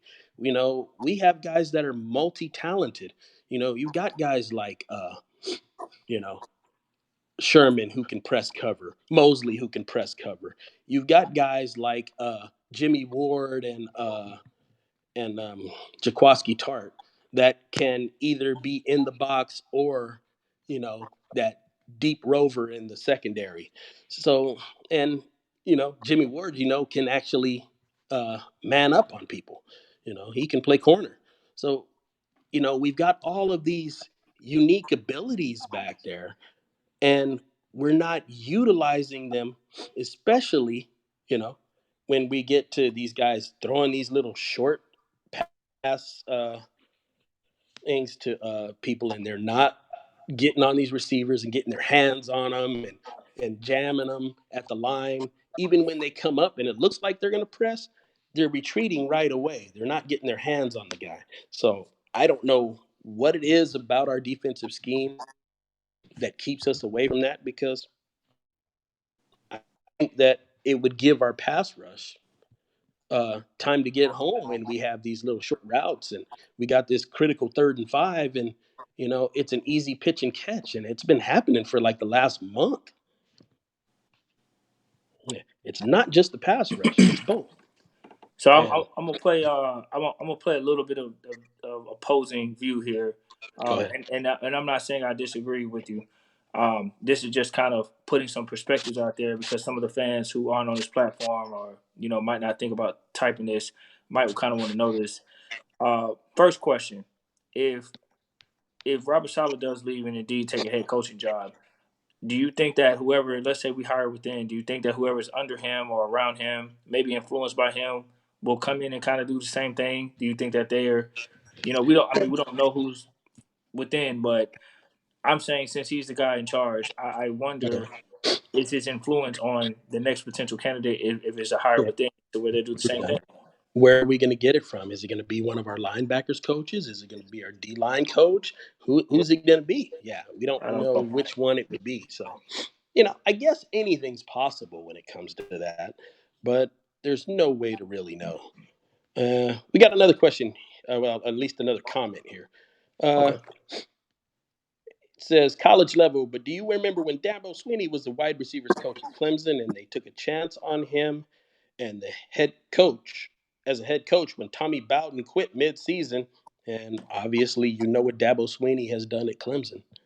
So, yeah, not a bad call. But in the NFL, there's a real bad vibe when you're talking about somebody coming from a position coach to a head coach. That's worse than coordinator to head coach as far as success. I have very few position coaches that I can think of that were successful. Coordinators, they do have success, but position coaches, they leave a bad taste in my mouth. I could name a few of them to you that have become head coaches and how bad it went. As a matter of fact, we can start with our Niners. And the last time we hired a position coach as a head coach was a guy named Jim Tomsula, who was a defensive line coach. He wasn't a coordinator. And you know how that went. But, I mean, I can name others throughout the league, and you can hear nothing but bad. I don't agree with that on the NFL level, but coordinators, definitely. Yeah. I like to throw in something about Dabo Swinney. So it's funny how people are saying Dabo Swinney for what he is now, but they forgot Clemson fans, and Clemson was on the verge of firing him. In his first few seasons at Clemson, he was not doing well at all. He had underachieved tremendously for a few years. I mean, it's not like 1 or 2 seasons, maybe 4 or 5. It was I mean, 4. it was 4 years. He didn't really do too well. So it wasn't until he pretty much got a couple coordinators in there and Deshaun Watson. Let's be clear. To me, Deshaun Watson is what made him get to this level that he's at now because he's recently been having this success in championship caliber. Because before Deshaun Watson, they weren't in contention of winning championships like this. Yeah, well, I think once again, this is a classic case of giving the quarterback more credit than he deserves. I do believe that Deshaun Watson was an excellent quarterback. I'm not taking anything away from him. But there's a whole lot of people I can name that were on that team that had a whole lot to do with that success, that Deshaun Watson wouldn't have done any of it if it wasn't for a bunch of them. I mean, you saw a whole defensive line that primarily was part of Deshaun Watson's team that went to the NFL last year. There's like 4 rookies from the defensive line in the NFL right now. Those guys were a big part of what Deshaun did. Well, I'm going to make it a little bit more. I'll elaborate a little bit more. So, if you guys remember when Deshaun got there, he wasn't the starting quarterback. They had another guy who was the starting quarterback, and that same team, that same defensive line, they weren't as productive with that guy quarterback. But when Deshaun came in, it changed, and they didn't look back. Defensive line was not. No. When I'm saying the first year Deshaun was there, he was not a starter. They were freshmen. They came along. Okay, but listen to what I'm saying. They had a lot of talent. They came at the same time. Right, but listen to what I'm saying. They had a quarterback before him who played. Once that quarterback, I don't know what happened. I can't remember if he got hurt or whatnot. But Deshaun came in, and I think it was against Florida State. because I remember watching the game, and Deshaun came in and almost beat us, but he lost. But he didn't start that game. He came in and relieved that quarterback, and he never lost the starting spot after that game. He started for Trying the to rest of remember who that was. Yeah, I can't The remember the quarterback's quarterback. name is on the tip of my tongue too, but the team was not good even after that year. They were good the following year. But here's my point: Deshaun didn't start that year. Had he started, I'm not so certain they would have been that good. Because when you're saying that Deshaun, yeah, it's a team effort, but I'm saying Deshaun Watson, and this came out of Dabo Swinney's mouth, was like the biggest recruit at Clemson that he's recruited over everybody. And Deshaun Watson turned that program around because before Deshaun, they weren't championship caliber. Cole Stout.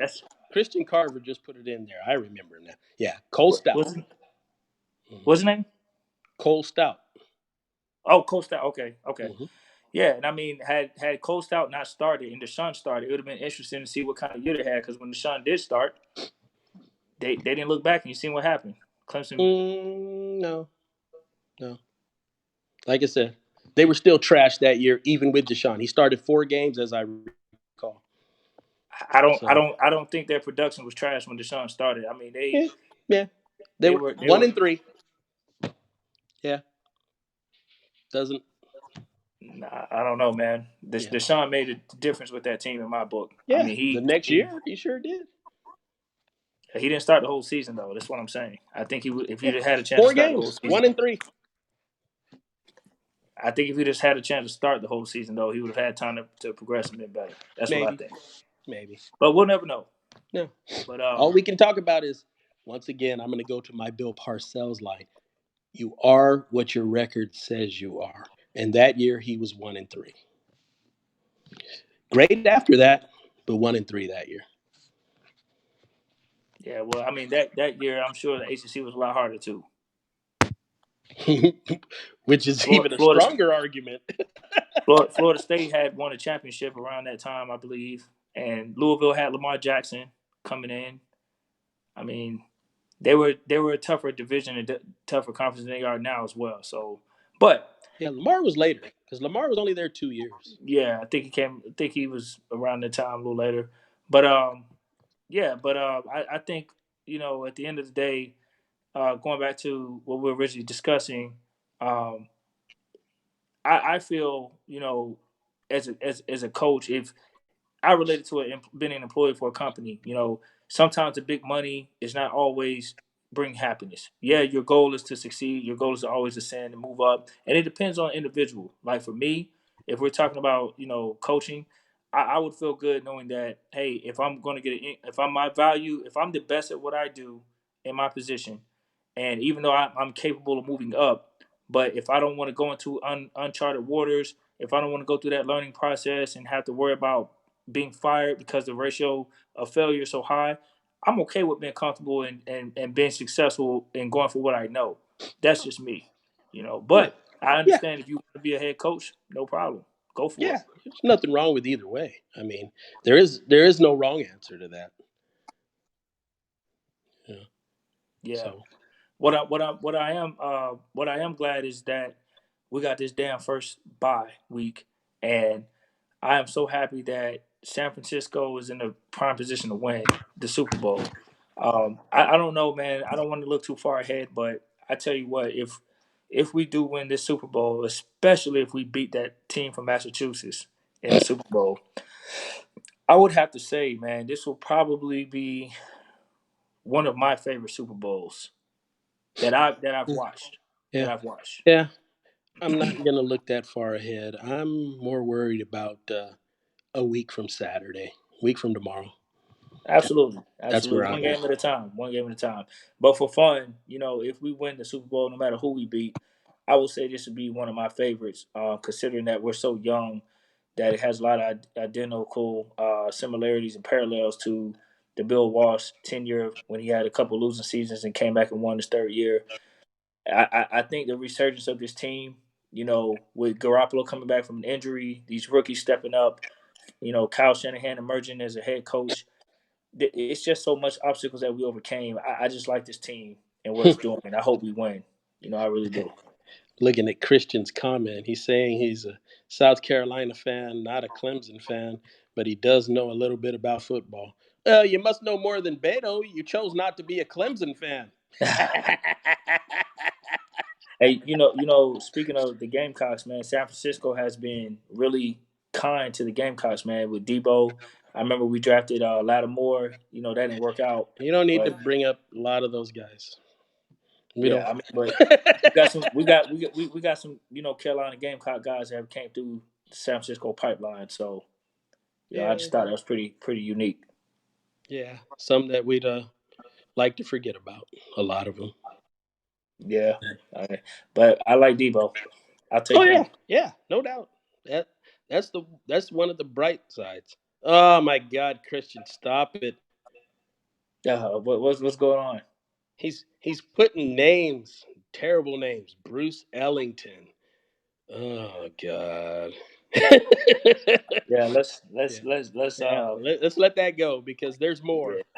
Yeah. I mean, hey, There, Christian, I'm a there's Florida there's a State certain fan, man. defensive back that got worked in the Super Bowl in the 2012. Actually, I guess the Super Bowl technically was in 2013, but it's the 2012 season.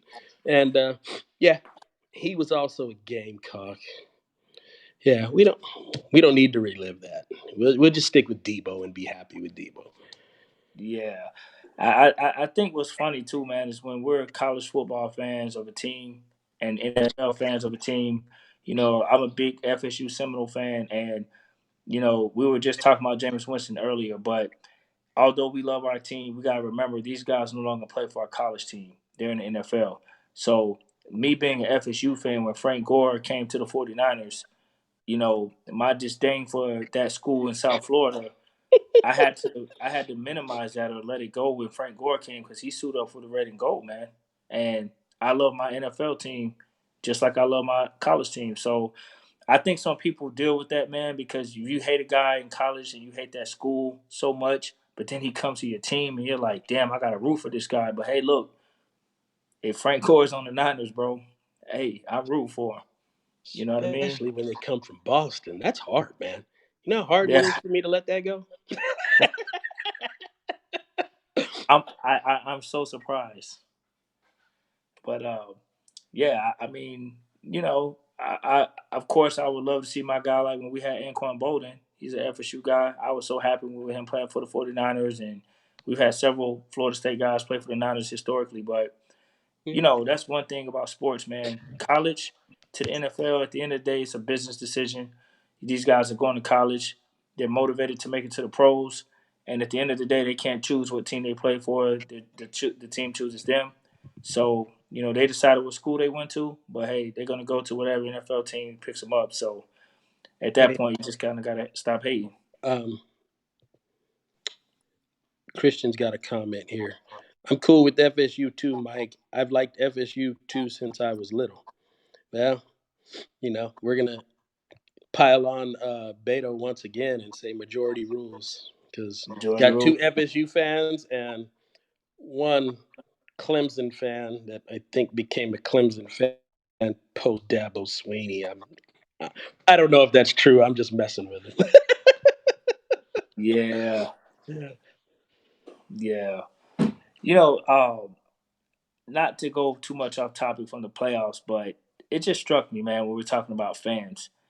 And I'm interested to hear what the YouTube followers right now think about this. You guys feel free to continue posting. What do you think constitute a real fan? Because I've heard, this is what's funny. The Niners are having a phenomenal year, right? I've had people come up and ask me, where were we at last year? Where were our fans last year? They saw Levi Stadium empty. I'm just telling you what I'm hearing on the streets. And my response is, I wasn't at Levi games, but I was in Tampa Bay when San Francisco came last year and this year, and we had just as many fans last year as this year. So for the road games, the Niner faithful shows up. Now at Levi Stadium, I'll leave that for my California people. You can fill me in on that. I mean, people looking at the TV and they're seeing the stands empty in Levi from what they were saying, or the attendance was lower than it is now. So okay, well, that's what people are saying. That's just foolishness, man. Come on. Yeah. You bring an entertaining product. At the end of the day, what is football? It is entertainment. Right. I mean, who wants to go to a game and spend, I mean, if you've seen Levi's ticket prices, I mean, right now they're running something where the San Francisco ticket prices are on the average running more expensive than any other playoff team's tickets. Uh, little over $500 per ticket is what they're Right. saying on the average. So Yeah. my thing is, who wants to pay out, you know, for some people, for a pair of tickets, a damn week's salary for these people, a lot of people, everybody not making $150,000, $200,000 a year, $500,000 a year, you know, why am I going to go and take my family of four? Oh, cut it out. You know, drop a couple of grand to go see a football game after parking and uh, you know, souvenir, whatever you do. Why are you going to do that when the product was a 4-12 team, a team that was losing consistently? I understand. You know, I don't want to hear about how faithful it is. You know what? Faithful fans that can't afford to go to games, what do? They sit up in front of the TV and root for their team, right? That doesn't make you less of a fan. What it makes you is sensible. Um, Not to mention it makes you practical.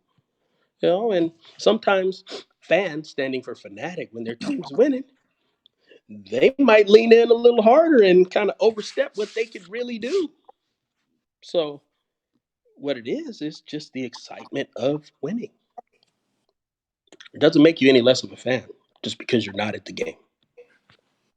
Yeah, And and that's to add on to that, man, like oh, I'm only speaking on the away games because I'm a fan that attends away games in my local area in the southeast when the Niners come. Anywhere in Florida, I've been to Miami, I've been to Tampa Bay, I will go to Jacksonville and Atlanta. So when I've gone to these venues, I've seen the stadium half full of red and gold in Tampa Bay and Miami. yeah. Okay, Oh, so and you know let's not even talk about the Ram game I went to this year. uh, that's Levi South Southern That was Cal. that was like a home game. You know, Yeah, when you've got the home team going to a silent snap count. tells you all you need to know. Yeah, yeah, that's insane.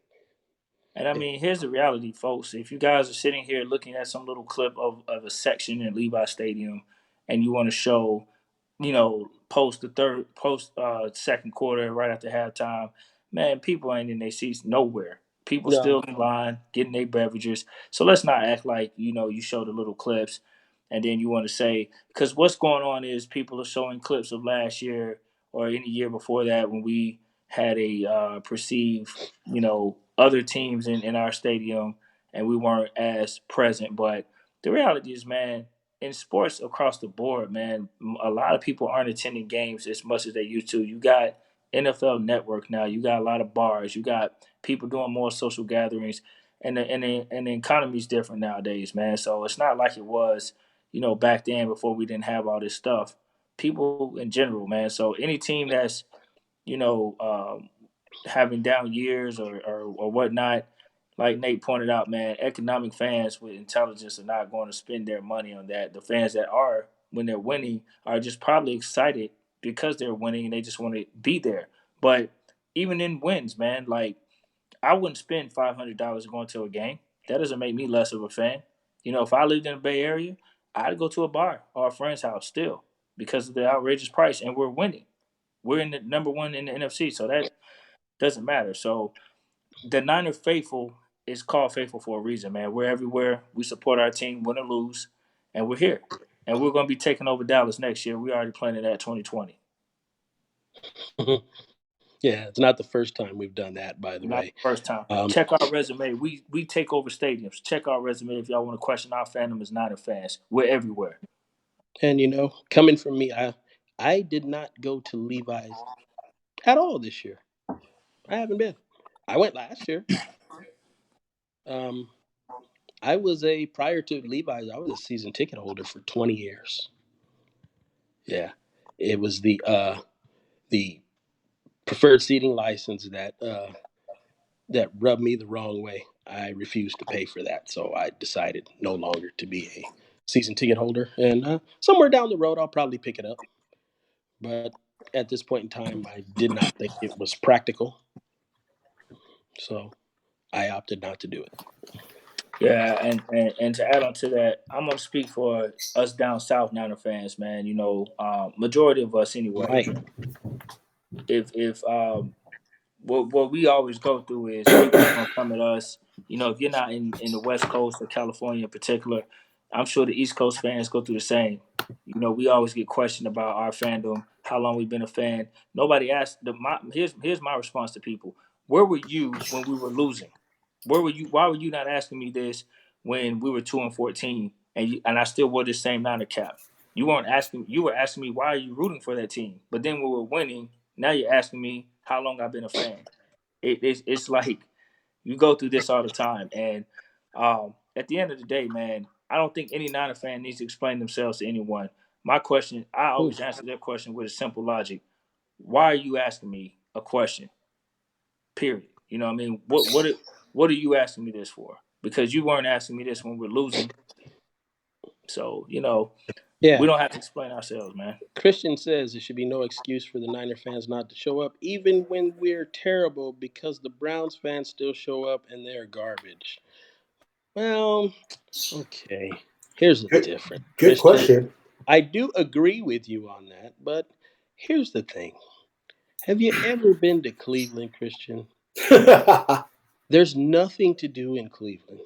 When you have somebody living in the Bay Area, there is countless numbers of things you could be doing other than spending, $1,000 or more to take your family of four to a football game to watch a team that has been for the last handful of years truly an inferior product.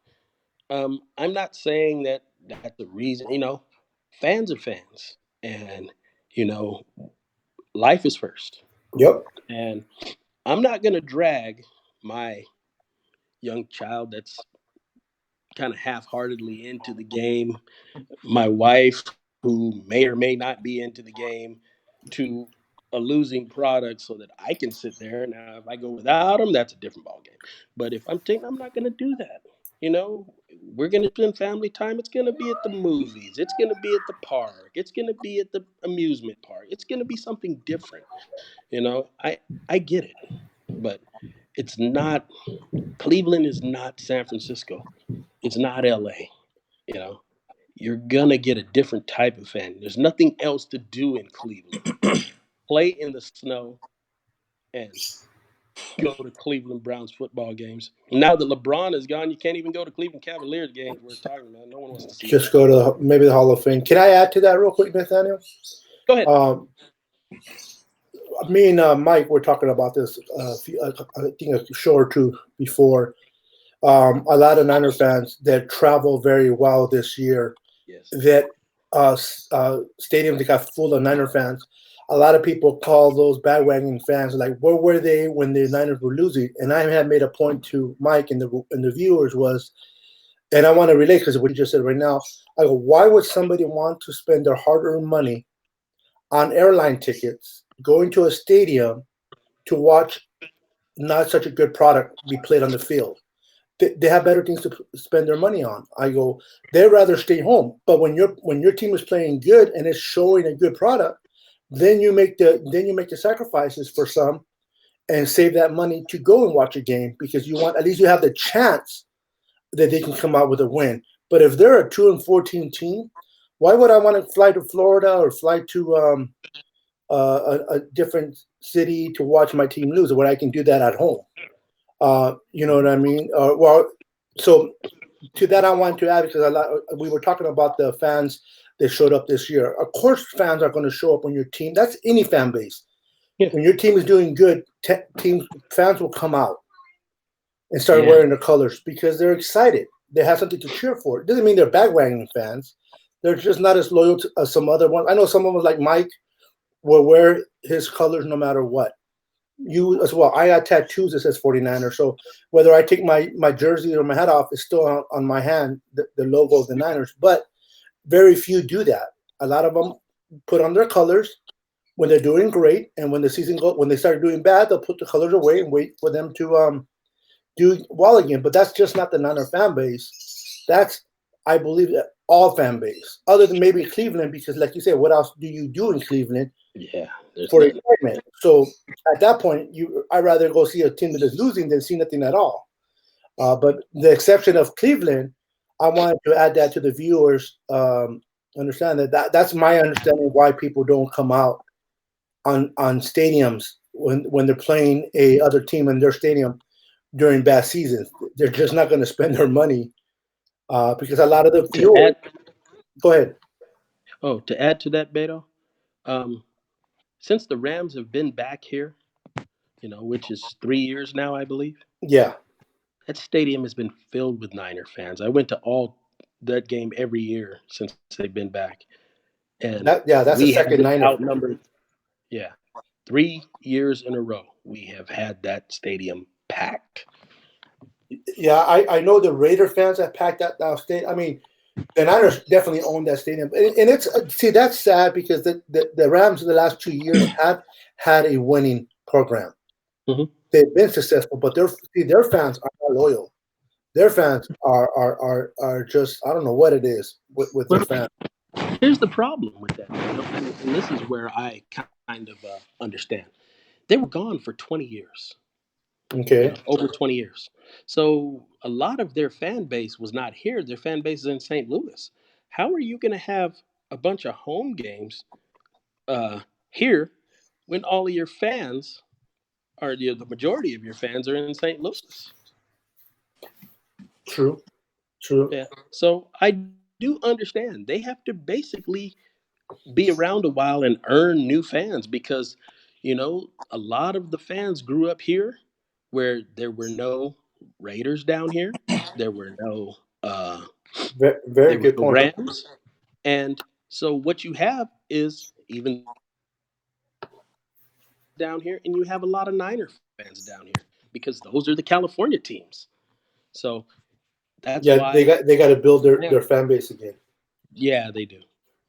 And it's going to take a while. The Raiders leaving might help. Yeah, because as time goes on, you're going to have the Rams here, and the Raiders are going to be in Nevada, and it's probably going to help the Rams fan base ultimately down here. Yeah, I'm still at awe that we finally have only one team in the Northern Bay Area representing the Northern Bay Area, which is the red and gold, the true team. I'm glad the Raiders are gone. Be gone with them. Move on.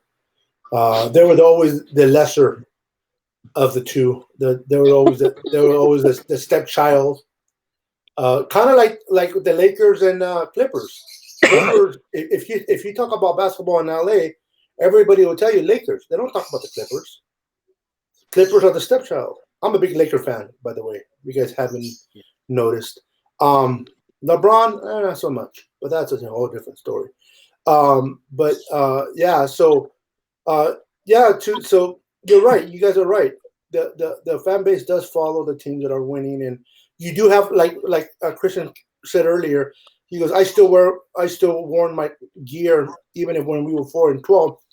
A lot of fan bases do. Like a lot of Niner faithful, they wear their colors even when they're losing big time. Like I said, I have 3 tattoos on my arm, on my hand that says 49ers, so I sport it all the time. But you don't get that many that do that. You get a lot, especially a lot of the fan bases that are coming out this year are a bunch of young kids, 12-year-olds, 11-year-olds that just started watching Jimmy G this year, and they're starting to fall in love with Jimmy G, and they're starting to fall in love with Warner, and they're these players that are coming up are going to start becoming these kids' idols, and this is how the Niners are growing their fan base with the young kids because they don't remember the Joe Montana, Steve Youngs, I was going to say Braveheart, but what's the name of the tight end? Keep cutting out. Brent Jones. Brent Jones, yes. They don't remember the Roger Craigs, the Ronnie Lotts, these young kids. They're young. They probably don't even remember Garcia. Yeah. You doing the Coco Beware? Nah, that Merton Hanks. Oh, the chicken was. gun. Yeah. See, they don't remember. So a lot of these young kids that are growing up haven't really seen Niners do very well, so they haven't really been rooting for a team. Now they're seeing this year, the last year a little bit, this year with Garoppolo, and now you started to see well, starting to grow.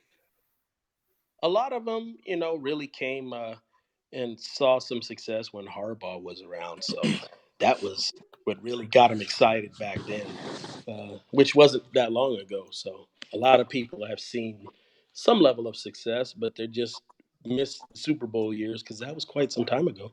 How long has it been since the Harbaugh? Harbaugh left in 2014. 14? No. Yeah. About 6 years. Yes. Okay, 6 years. So let's 4 say years. He was only there for 11, 12, 13, 14. I can roll off 13-3 the first year, 12-4 the year after that, 11-4-1 the year after that, and 8-8. He was there 4 years. 4 years. Yes. Let me ask you guys a question, not to step out of the topic of what we were discussing now, but I want to get you guys individual opinions on this. Roster wise, do we have a better roster this season than we had in those Harbaugh years? In your guys' opinion, all across. Yes. We could not have sustained the injuries. We could not have gotten through the injuries that we've gotten through with this group, with that group. It never would have happened. The only place that we were clearly leaps and bounds above where we were, linebacker. Yeah, linebacker was interior, not the outside. Correct. And did you say quarterback? Yeah, because we actually had 2 guys that could play the game. We didn't have just one like we have now. Smith and Kaepernick were both capable. We have Jimmy right now. So at the top, we're definitely better than any of those guys. But when you step into depth, yeah, we plummet off a cliff with depth now, proposed to what we had before. But we didn't have the same ceiling. Yeah, I think that would matter if you're talking about quality versus quantity. Because if you break down each position for quarterback, what Nate is saying is we had more quantity with exceptional quality to be able to do it. Whereas now we only have Garoppolo. Exactly. Because if Alex Smith got hurt, you saw Kaepernick took us to the Super Bowl. We can't say Nick Mullins will do the same. So, my boy Mullins, what? Yeah, I wouldn't. If Nick Mullins starts, we're in trouble. He's not garbage. He's not Garoppolo. And for all those Niner fans in the beginning of the season that wanted or even suggested that we got rid of Garoppolo and brought in Mullins as a starter, where are you now? Because we are 13-3 because we got Jimmy G. Those are dope fiends. We don't want to hear that.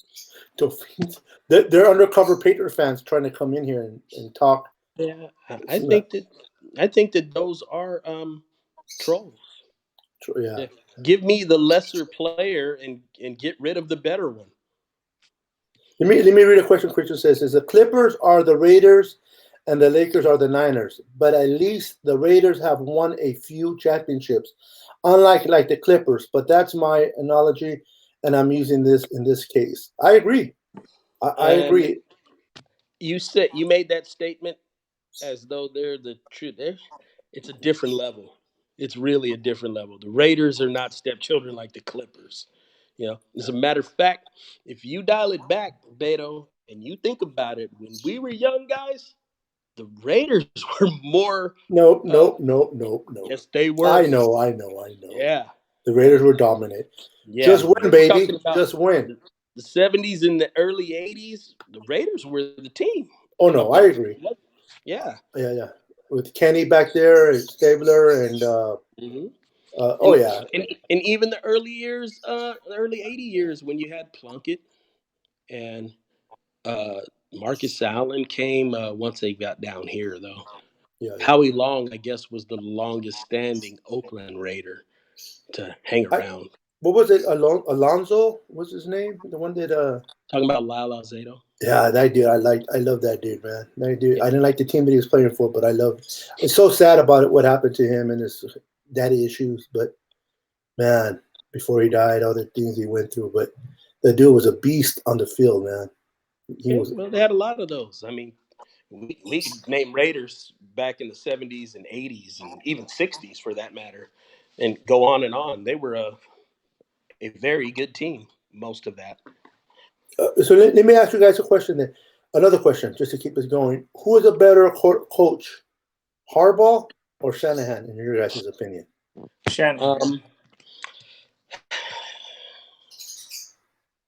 I have to go with Shanahan just based on the fact that he seems to be able to, like, he's one of those coaches that could be with an organization for 10, 15, 20 years and be fine, where Harbaugh seemed to, dig into people and alienate them. He seemed like one of those guys that could light a fire under guys, get them for 4 or 5, 6 years, and after that he has to go.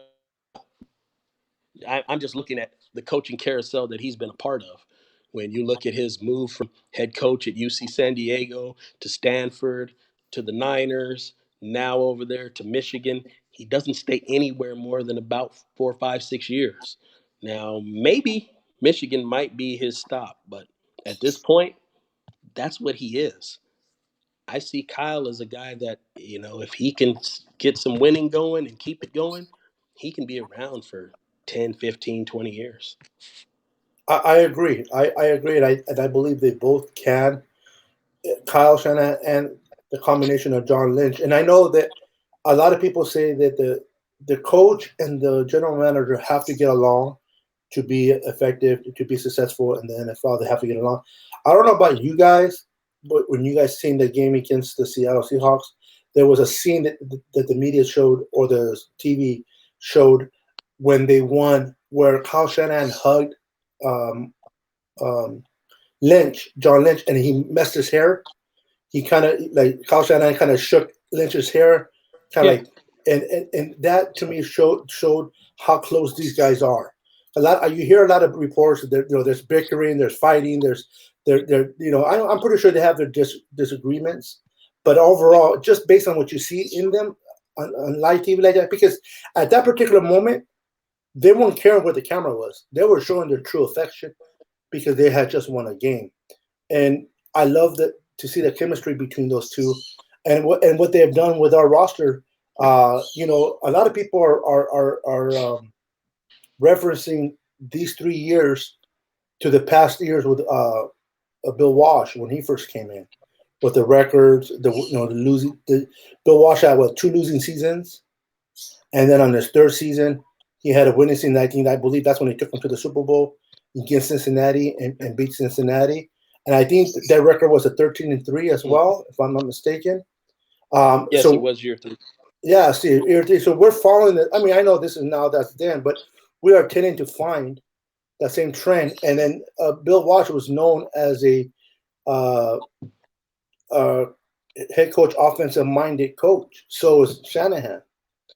Carmen Policy was a good GM. So is John Lynch. So I like a lot of the things that I'm seeing this year than I saw back then. So if we win a Super Bowl this year, it'll be a beautiful Cinderella story to finish the 2019 season, as we did the 81 season or the 80 season. 81. But back then it wasn't the. When did it change to the Super Bowl happened the year after the season? Well, Super Bowls happened the year after forever. It was just in January and not in February. So they played it. The Super Bowl was played in 82 then. Yes. Okay, I couldn't remember. I don't have my ticket. It says okay. So the 81 season. So yeah. So and back then our tight end was what's his name? Mister that used to like to fly off airplanes. What was his name? Our tight end in 81. I can't remember. You guys remember? That was before me. Oh, he was very Harris, something like that. I can't. Tip of my tongue, I just can't remember. But he was a tight end. He was always flying. The coaches, Bill Walsh, used to get mad at him because he used to fly off airplanes, and he's like, "Dude, what do you do?" I don't know if you remember, but anyway, we had him. We have Kittle. We have Joe Montana. We have. I'm not comparing Jimmy Garoppolo yet Joe Montana, but I do like his upside. There's a lot of similarities between this roster than that roster that I like. Our offensive line, a lot more talent, top to bottom, on this roster than back then. Yeah. Yeah, we did some things. Defensively, I think we had more depth and more talent than we had offensively back then. Uh, Especially, our running back stable was nothing to be desired back then. And most people couldn't name any of those guys, as a matter of fact. Uh, you know, it was not a very good cast of characters. We had one guy that was, very heavy at in the pass catching, but our leading running back had 500 yards, and we didn't have the stable we had now, where it was like 3 and 4 guys with that. No, we had a 500-yard guy, and then it dropped off a cliff to like 200. Our top 3 guys now, I think, are somewhere in the neighborhood of 2,000 yards. Our top 3 guys didn't reach 1,000 yards then. So, yeah, we have a lot more talent at that position. Wide receiver, we didn't have great wide receivers. The guys were good. The greatness came later. Yeah, I agree. Yeah, the greatness came with Rice and Taylor. At that time we had Freddie Solomon and Dwight Clark. Our 2 receivers, yeah. Yeah, and it was not a bad time for receivers, but it only got better. Yeah, you're absolutely right. Christian says he's trying not to get ahead of himself. But if we were to win the Super Bowl this year, YouTube will live would be lit and a party. We'll be partying on here. Hell yeah, we will. Yeah, he also said something about we need a decent backup to James Richard Garoppolo, a.k.a. Jimmy G. But hopefully we will not be in a situation where that is an issue. Yep. 13-3 because we got Jimmy G. Yeah, because we were in that situation last year, and we know how that turned out. So you think the Niners should draft a quarterback somewhere in this draft, since you're not really comfortable with Mullins, or you think they're just going to ride with Mullins another year? I don't know. When it comes down to it, you have to address things that are pressing, and if you have a pressing role that needs to be addressed, that's that needs to be in the game on a daily basis. I can't justify drafting a backup if you need somebody that's starting. And it's kind of hard to predict because you don't know where anybody's going to fall. We don't know who's going to be on this team next year or not. So, it's really too early to start talking about the draft. We start talking about draft usually because we're not in the playoffs. Ain't that a beautiful thing? Draft order is. Yeah, it's too early now. That's it. Well said. Because, man, listen, at the end of the day, guys, it is January, and we have football left to watch. It has been 6 Januaries that we haven't had the enjoyment to watch our Niners play in January. It all ended in December. Now we have. Before that, we were talking draft in November last year. Yeah. We're driving the second position. Who were we going to draft? Were we going to draft Nick Bosa? Were we going to draft? Yeah, it's fun to talk about who are we going to play on our first divisional round, and the draft be far from us this year, which is nice, because I'm already seeing a lot of other teams talk about potential draft picks for their teams, and I remember all that all too well. Since you guys honestly think that the Eagles are going to lose, and we'll get into the specifics later. I heard you earlier. We'll definitely get that up privately on the specifics of what the bet will be. But if the Eagles do lose and we do play the Seahawks, the good thing is that we split 1-1 with the Seahawks, because the saying goes, it's hard to beat a team 3 times in a row in a season, or 3 times in a season. In this particular case, we did not. We both split it. Getting D Ford, getting Tart back, getting healthy, not only the ones that have been out, but the ones that have been playing, like Debo and George Kittle having that extra rest, do you think the outcome in Santa Clara is going to be totally different than the outcome was, other than the win? You think it'll be a different? You think it will be a blowout, or you still think it'll be a close game because of Russell? I don't think we blow out Seattle. You don't think they would? I don't think we will. I mean, there's nothing. Even when you looked over the Harbaugh era, whatever, under from 2010 to now, we just don't blow them out. Even when we win, we don't blow them out. And Russell Wilson has been blown out 4 times. Well, I'm not even going to call them blowouts necessarily, but lost a game that was a more than one score game 4 times in his career. It's just not likely to happen. Now the odds were too that we haven't beaten Seattle in Seattle since 2011. Yeah, and Tavares Jackson was the quarterback, so who cares? But yeah, and that was a 2-point. Anything is possible. I mean, we definitely beat them in Seattle for the first time. There's a possibility. I think if we play them again, it will be it'll be not enough for a blowout, but we'll win them by at least 14 points. Yeah, I don't buy it, but okay. I'm not mad if we do, but I don't buy it. You just want the W and advance to the championship. Yeah. So it looks like we're going to most likely play. If it goes your guys' way, it looks like we're going to play Seattle, which is a rematch. And I don't see New Orleans losing to Minnesota, and I don't see New Orleans losing to the Packers, even in Lambeau Field. Hold on now. I don't. Now, hey, let me interject something when y'all get a moment. Go ahead, Mike. Go for it. I wanted to say that Seattle, it's often said by a lot of people that we would have to play Seattle for a third time. I feel they have to play us for a third time, and it will also be equally hard for them to beat us in Levi again because they've already done that, and now we get them back to Levi. Good point. This time they'll see D Ford. Every time we played Seattle, there was something missing and something added. So we missed our kicker the first one. We didn't have Kittle. We lost Sanders early. Then the second one, we had our kicker, we had Kittle, and we had Sanders for the game. The third one, if we get to that point, we'll have D4 and we'll have Tart back, and we'll be at home for a revenge game. So I'm not so certain that the pressure's on us. I think the pressure's on Seattle because first they got to beat the Eagles, and if they do accomplish that, then they got to travel back to Levi, and to do it again. That's my mindset. I don't think that we should be looking at it as we have to play them again. No, they got to play us again. No, that's a very good point. Very valid point. You're right. Go ahead, Nate.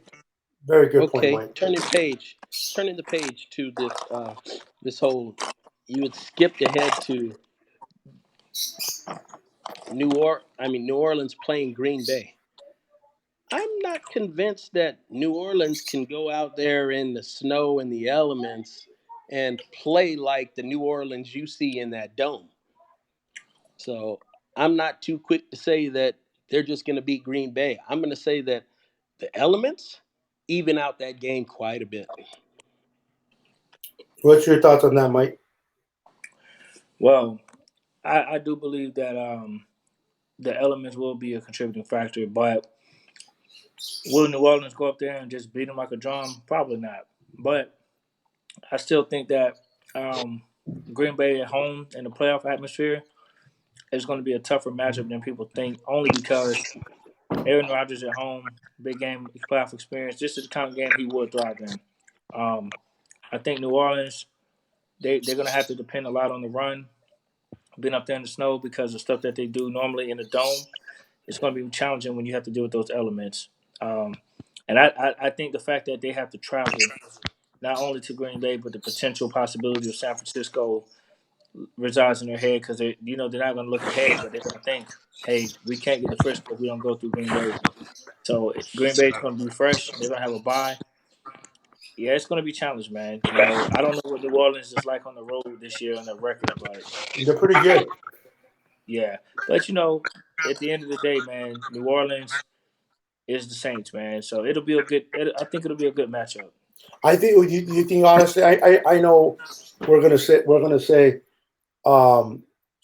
no matter who the Niners play, the Niners just got to win, obviously. But would you guys feel more comfortable playing the Packers than the Saints in the championship game to get to the Super Bowl based on the matchups? Well, for me personally, I think that the fact that we played New Orleans and beat them in their house and had a close game, I'm not so sure that they come out to Levi and do similar. Whereas Green Bay, we blew them out. I'm not so sure that we blow them out again. So, it's one of those games where on paper the Saints looks like the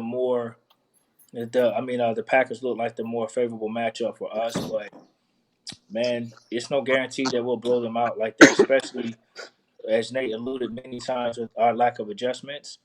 I'm not so certain that either one is better than the other, because if we're not adjusting to those quick passes and not jamming and we're not figuring out a way to stop it, you're talking about Breeze and Rodgers.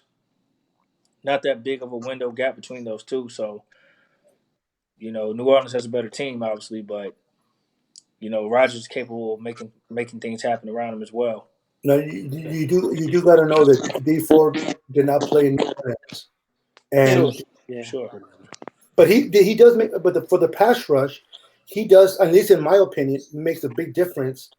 Get to the quarterback because it opens up the ability for the rush. Without D Ford, they seem not to get there. I mean, I don't know if it's just me or. Yeah, it's a little of both, and I think that not going to make a big difference in the scoreboard. I hear you, but I don't believe Seattle just understands us, and Of course, they're going to play close. They're going to play it close. This is why I'm rooting for the Eagles to win. Yeah, well, I would feel more comfortable saying that we could blow out the Eagles than I could say we could blow out Seattle. Well, the Eagles' defense allows an average of 13 points at home. As on the road, they're allowing 26 points on the road. So their defense is suspect when they play on the road. Now, I understand that Seattle's a better, more talented roster. They both have injuries, but Seattle's the least injured roster in this game. I think the Eagles are more by far. But the Eagles they're playing. I mean, coach. I can't remember their name of their coach, but he has his team playing. Carson Wentz is playing good.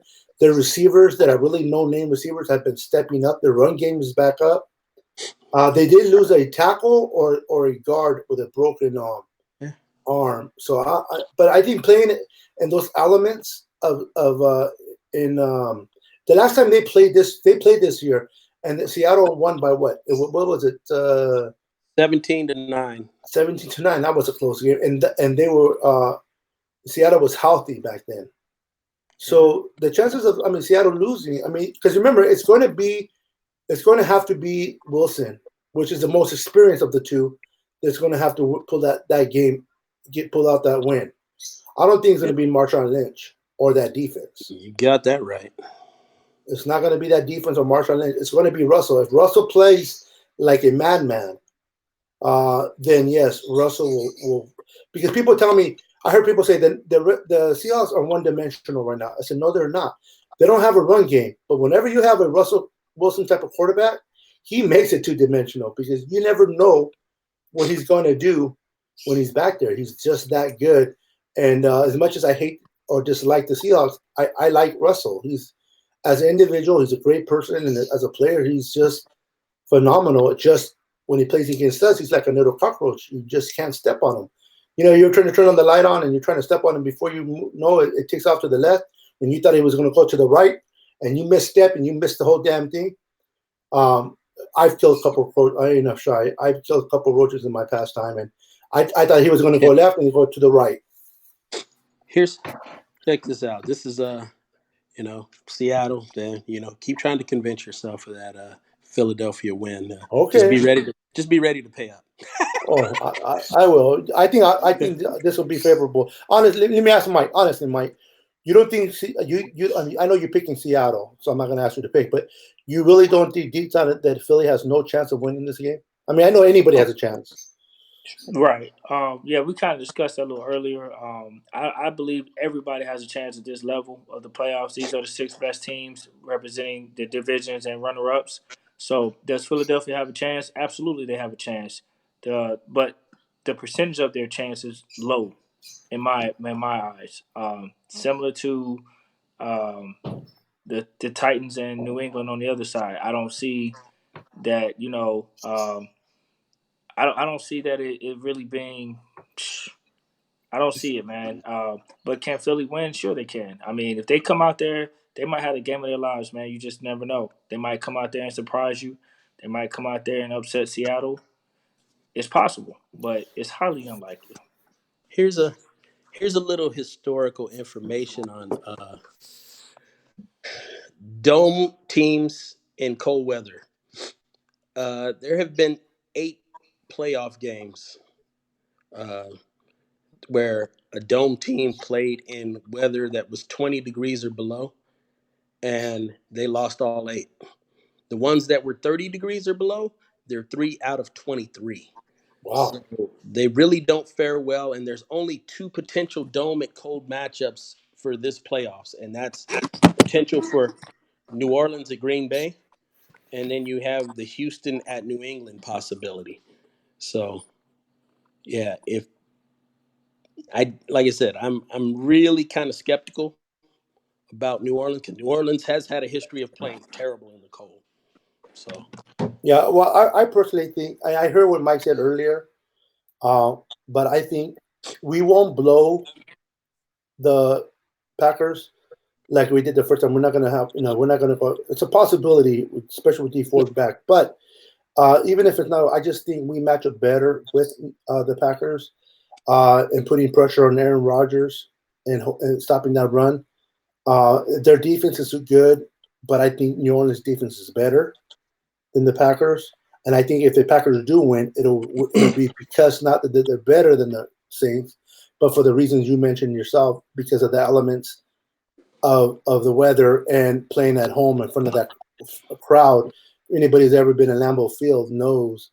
I don't know by experience, but it knows that it gets pretty crazy there. But regardless of who wins, I mean, the Niners just got to play their type of football, play mistake-free, be disciplined in their gaps, and do their job. And regardless, would it be easier to beat Green Bay? I would think so, but I'll just take anyone. But it'll be a nice matchup. It's going to be fun to watch. I just hope they're not teeth biters like this Seahawks game, because that was tough, man. I haven't fought a game like that in a long time. It was tough. It was tough. Question for Mike. It's from Christian Carver. Mike, being from Germany, do you remember the NFL Europe League and the Berlin Thunder? I think he was gone by the time this happened. 9. I think he was in the United States. 9. No? Tomsula wasn't Tomsula the head coach of the Thunder? Yeah, you know more than I do if you know that. Yeah, he was the head coach of the Europe League, the Berlin Thunder, right, Christian? I believe he was Tomsula. No, was it? Tomsula. Was it Tomsula? I actually was when I was in Germany. It wasn't even we weren't even allowed to go to Berlin at the time. The wall was still up. So I go back. I'm older than that when they got an NFL a football team established. When I was in Germany, we didn't have American football was not even really that big and popular. You talk about foosball, what you call soccer over here, or rugby, or even cycling. Those are big. Women's tennis, but football, American football is actually where I got exposed to it in Germany. Right before I left, about a year after the Berlin Wall came down. I left about a year after Germany won the World Cup. Yeah, I can't recall because that's probably later. I'm sure that came later, much later than when I was there. But when I was there till about the early '90s. So I had left and moved. The Europe football, if I'm not mistaken, you said early '90s. Late '90s, 1999. If you're talking about. Yeah, I was been gone. Yeah. This is the late '90s, late '90s. Yeah, early 2000s. And no, Jim Tomsula was not a head coach of the Berlin team. Oh, he was. I know he was one of those Europe teams. Yeah. Head coach. Wes Chandler was actually their first coach. Oh wow. Yeah. Wow. Mm-hmm. But good question, Christian. Definitely good question to bring up. I forgot about the Europe team. They were like, I forgot about those 6 teams or wherever they were. I miss my arena football, man. My SaberCat are no longer in an arena. It's, you know what, arena. I don't know if you guys have been to arena football games, but to watch them on TV is kind of boring.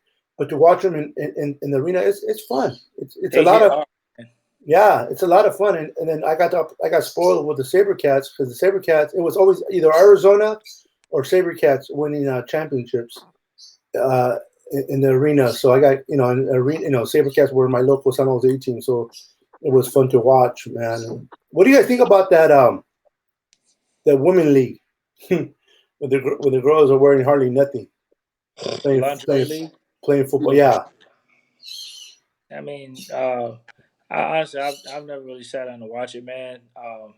I mean, it's obvious why most men will watch that league, but like, to be honest, man, I'm not one to entertain. It's not for football. I'll tell you that much. Yeah, I mean, I'm not really one to entertain that, man. I haven't watched it, so I really don't have an opinion on it. But me neither. Yeah, I'm not. I've watched women's volleyball in the Olympics before I'd watch that, because I've actually watched Florida State women's volleyball one time to try something new. But you should Google it up on YouTube. I mean, I've watched that league. They play pretty good. They do. They're hard. I mean, I don't think they should be wearing what they're wearing.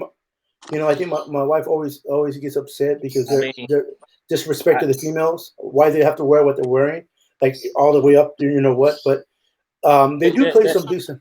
Ryan Fire. Yeah, Ryan Fire. That's what Tomsula coached. Yeah. But that was, that's interesting. But yeah, volleyball is better with or tennis.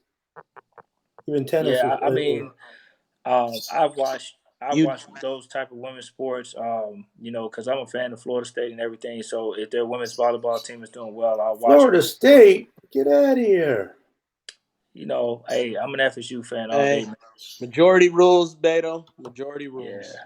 Hey, get out of here with Clemson Tigers, baby. Get out of here with that Clemson. Hey, the real Death Valley started in LSU. They're going to beat LSU, bro. Watch. Watch. Better. Yeah, they will. No, LSU is playing. What's his name? Is playing out of his mind. Borrow. That kid is special, man. We'll see. 7 TDs against what's the team that just played? It's Oklahoma. Who cares? Yeah, I know, but still, I don't. They're in the big. That's the Big 12, isn't it? Yeah. All offense, no defense. So. If Cincinnati does not draft Barrows, they are the most dumbest organization in the whole entire world, man. Yeah. They can draft him. It'd probably be a bust if he goes there anyway. Well, that's where the quarterbacks go to die. I think he may be an exception. I think he can definitely take them to the promised land. Hey, you've had Ken Anderson and Boomer Esiason that were pretty good quarterbacks there. So I'm not just going to dismiss a quarterback that goes to Cincinnati. They have had some success with their quarterbacks, but just that franchise as of late has really been a joke. True, but imagine him with the lights of. I'm losing the receiver that's been hurt all year. What's the name of the receiver in Cincinnati? Talking about AJ Green. Yeah, imagine hitting Barrows and AJ. Man, what a tandem will those two be back there? I think that'll be good, especially in that division. In that division, they get destroyed. You think so? They're the worst team there now. Well, no, they are. I mean, they beat the Browns. Yeah, they also got the brains beat out by them too. So yeah. But I think with Brown's probably going to upgrade at coach. They do have some talent. They might be. Christian says John Kitna with the Bengals. Remember him? Garbage. Yeah, I think he played a little bit better with Palmer. Carson Palmer, yes. Kitten had a good year the year before Carson took over, but it tells you what they thought about him. Yeah, And he Kenna went to wasn't the even Pro that good Bowl. in the Cowboys.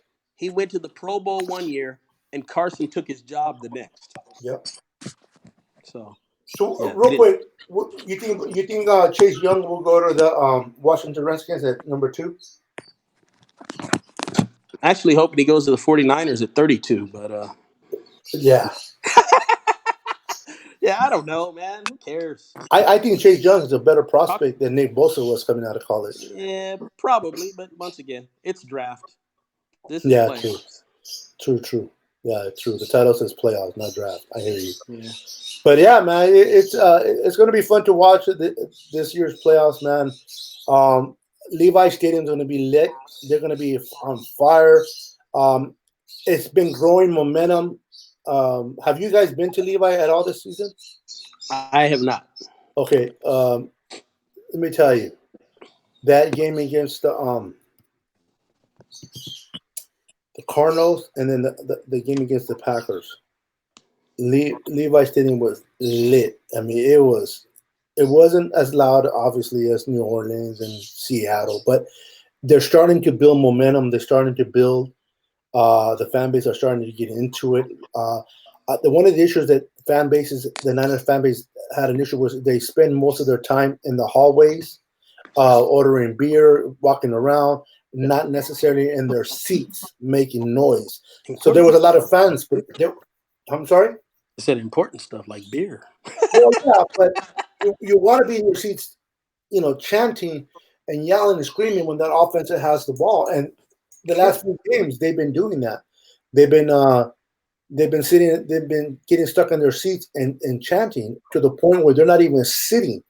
They're standing throughout the game. And I've seen that as a form of growing as a fan base. And I think that the first divisional game is going to be, I'm not mistaken. Wait a minute.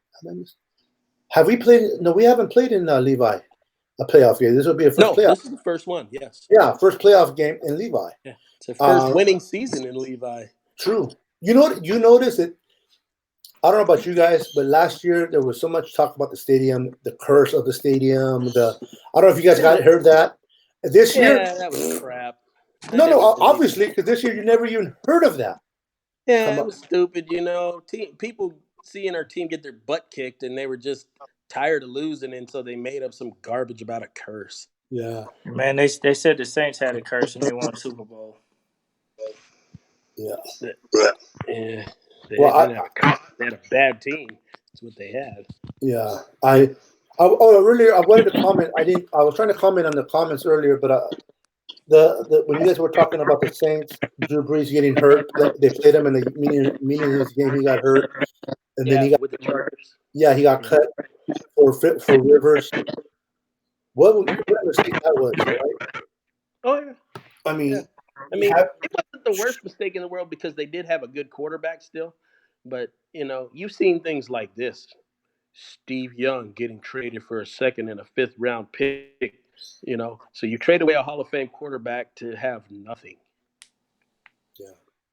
Yeah. So you have stuff like that, which is far worse. At least Phillip Rivers was a very good quarterback and had a lot of Pro Bowl seasons and, was a competitor all the way through. And, he's slowing down now, but he's been in the league a long time. Okay. Maybe it's his time. Who knows?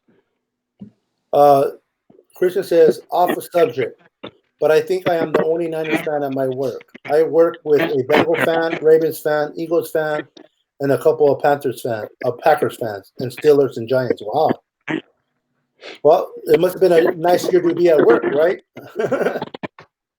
Yeah. I'm thinking that get rid of all of your coworkers so they can hire some Niner fans in there. There you go. Some real hardworking employees. None of those weekend Packer fans. But anyway, you guys have been doing great. If you guys want to keep it up, you guys can. If you guys want to shut it down, you guys can shut it down. I'm going to step away to see how the family's doing again. Starting to get I'm probably going to call it a night myself. Okay. It's like 1:14 over here, but You know, I'm always down for the cause. Dang, I keep forgetting your Eastern time. My bad. Yeah. Doesn't matter, man. I'm on 49er time right now. I love it. Yeah, but I still got to keep that in mind. I apologize. Hey, it's all good. I'm ready to go. You know, after this game tomorrow or Sunday. Well, you open up the show, Mike. Go ahead and close us out, Mike. Hey, man, big shout out to the Niners for getting a bye. Big shout out to my colleagues here, Nathaniel and Beto. And big shout out to all the Niner fans that's tuning in. And let's go Niners, man. Let's represent this red and gold. We're going to go rush them. Sounds like a plan. All right, guys, go ahead. And, you want to say anything before we go, Nathaniel? Oh no, you know, I'm just looking forward to this weekend, finding out who our next victim is the following week. Other than that, you know, everybody keep the faith. Be ready to cheer on our Niners a week from now, and you know, we'll be talking again next Friday prior to our matchup, whoever it is. It'll be the Eagles. What? It'll be the Vikings. we will go live, even if it's for 20 minutes. Just to come, we'll come on here live. We'll make a live bet on here. Not that we don't need to do that for trust issues. We know each other very well, but it'll just be fun for the fan base to see it on record what the bet is for. We got to do something interesting. Money is too easy. We got to do maybe I don't know. Maybe we got to put a bra on our head. The loser puts a bra on their head, do a show with a bra on their head, or put on some makeup. Yeah, you know what? In my profession, that's just not going to happen, man. But you're certain that the Seahawks going to win. Like I said, in my profession, that's just not going to happen. I love that's the end of that. I love you. I'm just missing. You got to make it fun. Come on, man. It's all good. Talk to me when I retire. There's certain things that just don't go over. Yeah, it's not. Love you guys, man. Niner gang. Bang, bang, Niner gang. We're out. All right. Peace.